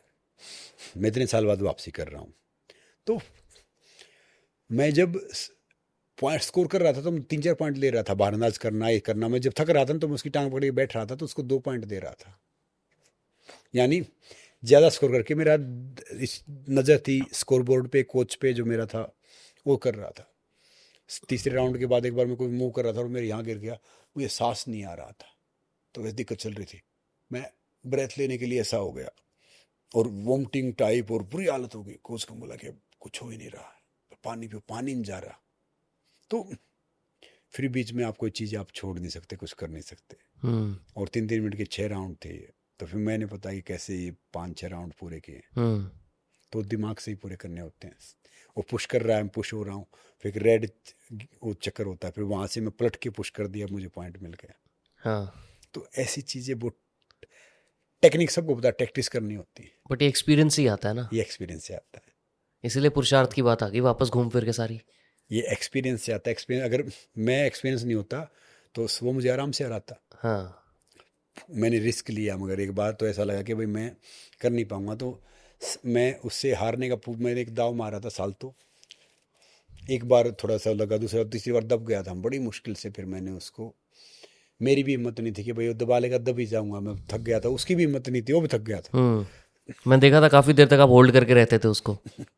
5वां राउंड 6ठा राउंड में तो दोनों की हालत बहुत खराब थी। हाँ। मगर मेरा क्या था कि स्कोर आगे था, तो मैं करेक्ट, लीड तो मिल गई थी, और फिर जब सारे सपोर्टर्स चीयर अप कर रहे थे कि यार ये तो हमारे हाथ में ही है मैच। सपोर्टर उनके भी थे, हाँ। सबके वो करते चेयर, तो अच्छा था। मैंने देखा था ऑडियंस में मैरी कॉम मैम भी थे। मेरी कॉम जी थी, कई थे, काफ़ी थे। हाँ, काफी लोग थे, काफी सपोर्ट कर रहे थे। बट वो मेजर हिस्टोरिक मोमेंट इसलिए भी था क्योंकि कमबैक मैच था, कमबैक था। फिर दूसरा काफी गैप के बाद। दूसरा दुबई स्पोर्ट्स काउंसिल था, अपनी स्पोर्ट्स मिनिस्ट्री से, फिट इंडिया सब एसोसिएशन था। हम्म। फिर वो एक बड़े चैनल पे लाइव था, दूसरे चैनल पे डेफ लाइव था, एक बड़ा रेडियो कमेंट्री बता रहा था उसके हर हर हर पॉइंट की, कि अब ये आगे और वो पीछे, ये पीछे और वो आगे। तो फिर उसमें सारी चीज़ें, और आजकल तो ज़माना भैया रिकॉर्डिंग का है, स्क्रीन शॉट्स का है, तो भाई आजकल तो और दिक्कत है, हम्म। समझे ना। तो आजकल तो आप कुछ भी करो तो वो दिक्कत तो है ही। क्या मिस करते हो अपनी लाइफ में अब? बहुत चीज़ मिस करता हूँ, जैसे? जैसे वो खुलापन, वो आज़ादी, काफ़ी चीज़ें मिस करते हो वो। खुलापन एज इन फैंस या जो लोग ट्रैवल नहीं कर पाते खुले में, वो वाला खुलापन या कोई और टाइप का खुलापन? हाँ, वो खुलापन के भाई आपकी ट्रैवल नहीं कर सकते, आप मनपसंद जगह खाना खाने जाओ या कुछ करो, कहीं कोई आपको मिलेगा डिस्टर्ब करे या कुछ, आप वो खुल के हंसना या फालतूगिरी करना नहीं कर सकते। आप जो भी चीज़ चाहो वो कर नहीं सकते, पहले आप कर सकते थे। मैं बाथरूम भी कहीं को ऐसे ओपनली नहीं कर सकता, हाँ किसी ने वीडियो बनाए डाल दिया, पहले तुम कर लेता था, हाँ। पेशाब आया तो भैया आप कर सकते हो, अब नहीं करोगे, समझे ना। तो भैया जो भी थोड़ा सा ही फेम हो, चाहे बड़ा फेम हो, कुछ हो, वो जिम्मेदारी साथ लेके आता है। कुछ चीज़ें अच्छी भी, एडवांटेज भी हो गई हैं। जैसे जैसे एक टाइम वर्कआउट का, रहने का, ट्रैवल करने का, बाकी कई चीज़ों का वो एक टाइम सेट हो गया। सेट हाँ हो गया है। हाँ। का सेट तो इंसान बुढ़ापे तक होता नहीं, मगर फिर भी कुछ चीज़ें अच्छी हो गई। पहले गांव के सरपंच से मिलना बड़ा मुश्किल होता था। अब वो मिलने आते हैं। फिर एक टाइम ऐसा आता कि भाई देश के प्राइम मिनिस्टर आपको बुलाते हैं, आप सब आपको बुलाते हैं, तो फिर वो चीज़ें चेंज हो जाती हैं। बट जब आप वहाँ गए उनसे मिलने, पीएम मोदी से, आपको उन्होंने कुछ बताया, एडवाइस दी? काफ़ी चीज़ें बताई उन्होंने। कुछ ऐसी चीज़ जो आप सबको बता सको कि ये चीज़ जो मैंने सीखी उनसे? मेरी आँख पे चोट थी, मैं चश्मा पहन रखा था। हाँ। उन्होंने को एसडीएम सस्पेंड किया था कुछ दिन पहले, चश्मा पहन के चला गया था, तो मैंने जाते ही बताया कि जी भाई ऐसी बात है। तो मैंने एक चीज़ देखा कि वो अपना काम खुद कर रहे थे, और मेरे बारे में वो चीज़, वो बातें बता रहे थे जो सिर्फ मुझे मालूम थी। मतलब कि एक इस स्तर पे इंसान जब किसी के लिए इतनी मेहनत करके बैठा, तो उस पद के लिए डिजर्व करते हैं, उस पोस्ट के लिए डिजर्व करते हैं। फिर उन्होंने बताया कि मेरे गाँव कुआं तक बता दिया कि भाई मैं जब वहाँ था तो मैं वहाँ भी नहाया, आपके गाँव में किया, ये सारी चीज़ें की, और ज़िंदगी में आप लगे रहो, हार नहीं माननी चाहिए। ये तो चलता रहता, कई चीज़ें उन्होंने मुझे अच्छी शिक्षा दी, अच्छी सलाह दी। एक चीज़ मैंने और देखी आजकल जो बहुत ट्रेंड चल रहा है कि जेक पॉल, आपने देखा है? एक बाहर का यूट्यूबर है बहुत बड़ा, और वो रेसलिंग में आया है, जैसे रेसलिंग में नहीं, बॉक्सिंग में। बॉक्सिंग में, सॉरी, हाँ, बॉक्सिंग में आया, और उन्होंने माइक टाइसन को भी चैलेंज किया था, और फाइट में वो शायद जीते भी हैं अगेंस्ट माइक टाइसन। तो ये जो नया ट्रेंड आ गया जहाँ पे यूट्यूबर्स भी बॉक्सर्स में चेंज हो रहे हैं, आप ऐसे किसी को आप भी चैलेंज करना चाहोगे? नहीं भैया, मैं चैलेंज में बिलीव नहीं रखता, हाँ। और पैसा तो कुछ भी हो सकता है। ये जैक पॉल का ये सब था ना, ये पैसे का मामला थोड़ा ज़्यादा था। अच्छा। Mike Tyson is a legend, living legend. Age भी ज़्यादा थी, मगर मिले हो आप कभी, टाइम मौका मिला? नहीं, मैं टायसन साहब से नहीं मिला, सिल्वेस्टर स्टैलोन से, इनसे मौका मिला, इनसे मिला। हाँ। तो टायसन साहब अगर अभी एक भी सही मुक्का मार देंगे ना, जैक पॉल वहीं पे उठेगा नहीं, इस एज में भी। तो वो डिफरेंट था, वो बॉल गेम डिफरेंट था। वो फिर वो स्पॉन्सर वैसे आते हैं, वो फिर वैसे जैसे अपने छपरी नहीं, कई जो बैठ के यूट्यूब पर बनाते हैं, वो कुछ ऐड मिल जाते, कुछ चीज़ें मिल जाती, तो वो भी वही मामला है, डिफरेंट मामला है। और मैं तो बहुत हम्बल इंसान हूँ, मैं ना किसी को चैलेंज करता, कोई मुझे भी कर देगा, कोई करता, मैं उस पर रिएक्ट भी नहीं करता। बट कोई ऐसा ड्रीम है जिसके साथ आप खेलना चाहते हो मैच, अपोनेंट एज अ? अभी मैंने एमएमए टर्न किया है, मैं फर्स्ट मेल इंडियन रेसलर हूँ जिसने हाँ। रेसलिंग से एमएमए टर्न किया, और इस एज में करने वाला शायद वर्ल्ड का पहला आदमी आप हूँ। ही हो पहले, हाँ बिल्कुल। तो अभी तो स्टार्ट हुआ है, तो ड्रीम तो अभी आए भी नहीं, ड्रीम तो आएंगे अभी। अभी ड्रीम तक पहुंचा नहीं हूँ, बीच में हूँ। ड्रीम क्या है पर? कुछ सीलिंग है ड्रीम की? कोई सीलिंग नहीं है, होनी चाहिए? नहीं होनी चाहिए। किसी की भी नहीं हम होनी वो चाहिए? कर सकते हैं जो आज तक किया नहीं, हम वो सोच सकते हैं जो आज तक सोचा नहीं। आप क्या सोचते हो पर अभी क्या करना है? जैसे आपने मेरे को पहले बताया कि मैंने मैनिफेस्ट किया कि मैं खड़ा हो जाऊंगा, हर मैं बीमार था और मैं खड़ा हर हो जाऊंगा। हर मौका, हर चीज़, हर टाइम, हर मैच एक नया इंसान चाहिए, उसको नई चीज़ चाहिए। तो मैं वो अपने आप को नया बनाने की कोशिश करता हूँ। अभी क्या मिसिंग है आप में जो आप बनाने की कोशिश कर रहे हो अपने आप को? सब कुछ मिसिंग है, मैं कुछ परफेक्ट करने की कोशिश कर रहा हूँ। क्या करना है, क्या परफेक्ट करना चाहते हो? कि जो मैं चाहता हूँ उस चीज़ के लिए मैं स्ट्रगल कर रहा हूँ कि भाई वो चीज़ थोड़ा अचीव करूँ, हाँ। उसी के लिए लग रहा हूँ। परफेक्ट तो देखो होगा नहीं, मगर फिर भी ठीक है कि उस चीज़ के आसपास पहुँच जाए। एक लास्ट चीज, सलमान खान सर से मिले आप? ऑब्वियसली बहुत टाइम स्पेंड किया आपने वहाँ पे बिग बॉस के टाइम पे। जी, सलमान खान से हम कई बार मिला। हाँ।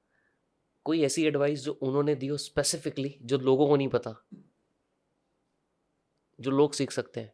उन्होंने मुझे बोला था कि फिल्म में एक शो कर रहा था, मैंने कहा एक शो कर रहा हूँ फिल्मों का, बोला फिल्म करे तो अभी एज ए हीरो कम करना, बोला पहले रोल से स्टार्ट करो, क्योंकि एज ए हीरो अगर आप फिल्म करते हो, फिल्म फ्लॉप होगी तो भैया सारा ब्लेम आप पे आएगा, और ऐसे रोलों से स्टार्ट करते हो, आगे आते हो, तो फिर तब तक आप एक्स्टेब्लिश हो जाओगे, फिर कोई दिक्कत आएगी नहीं।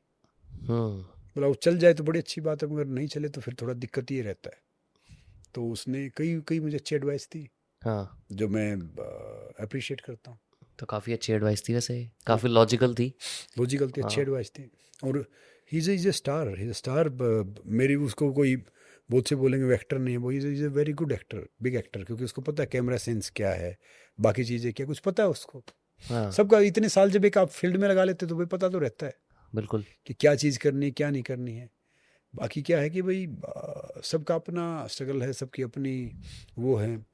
अब जैसे शाहरुख खान साहब हैं, धर्मेंद्र साहब हैं, बाकी सबका अपना स्ट्रगल है, अपनी चीज़ें हैं।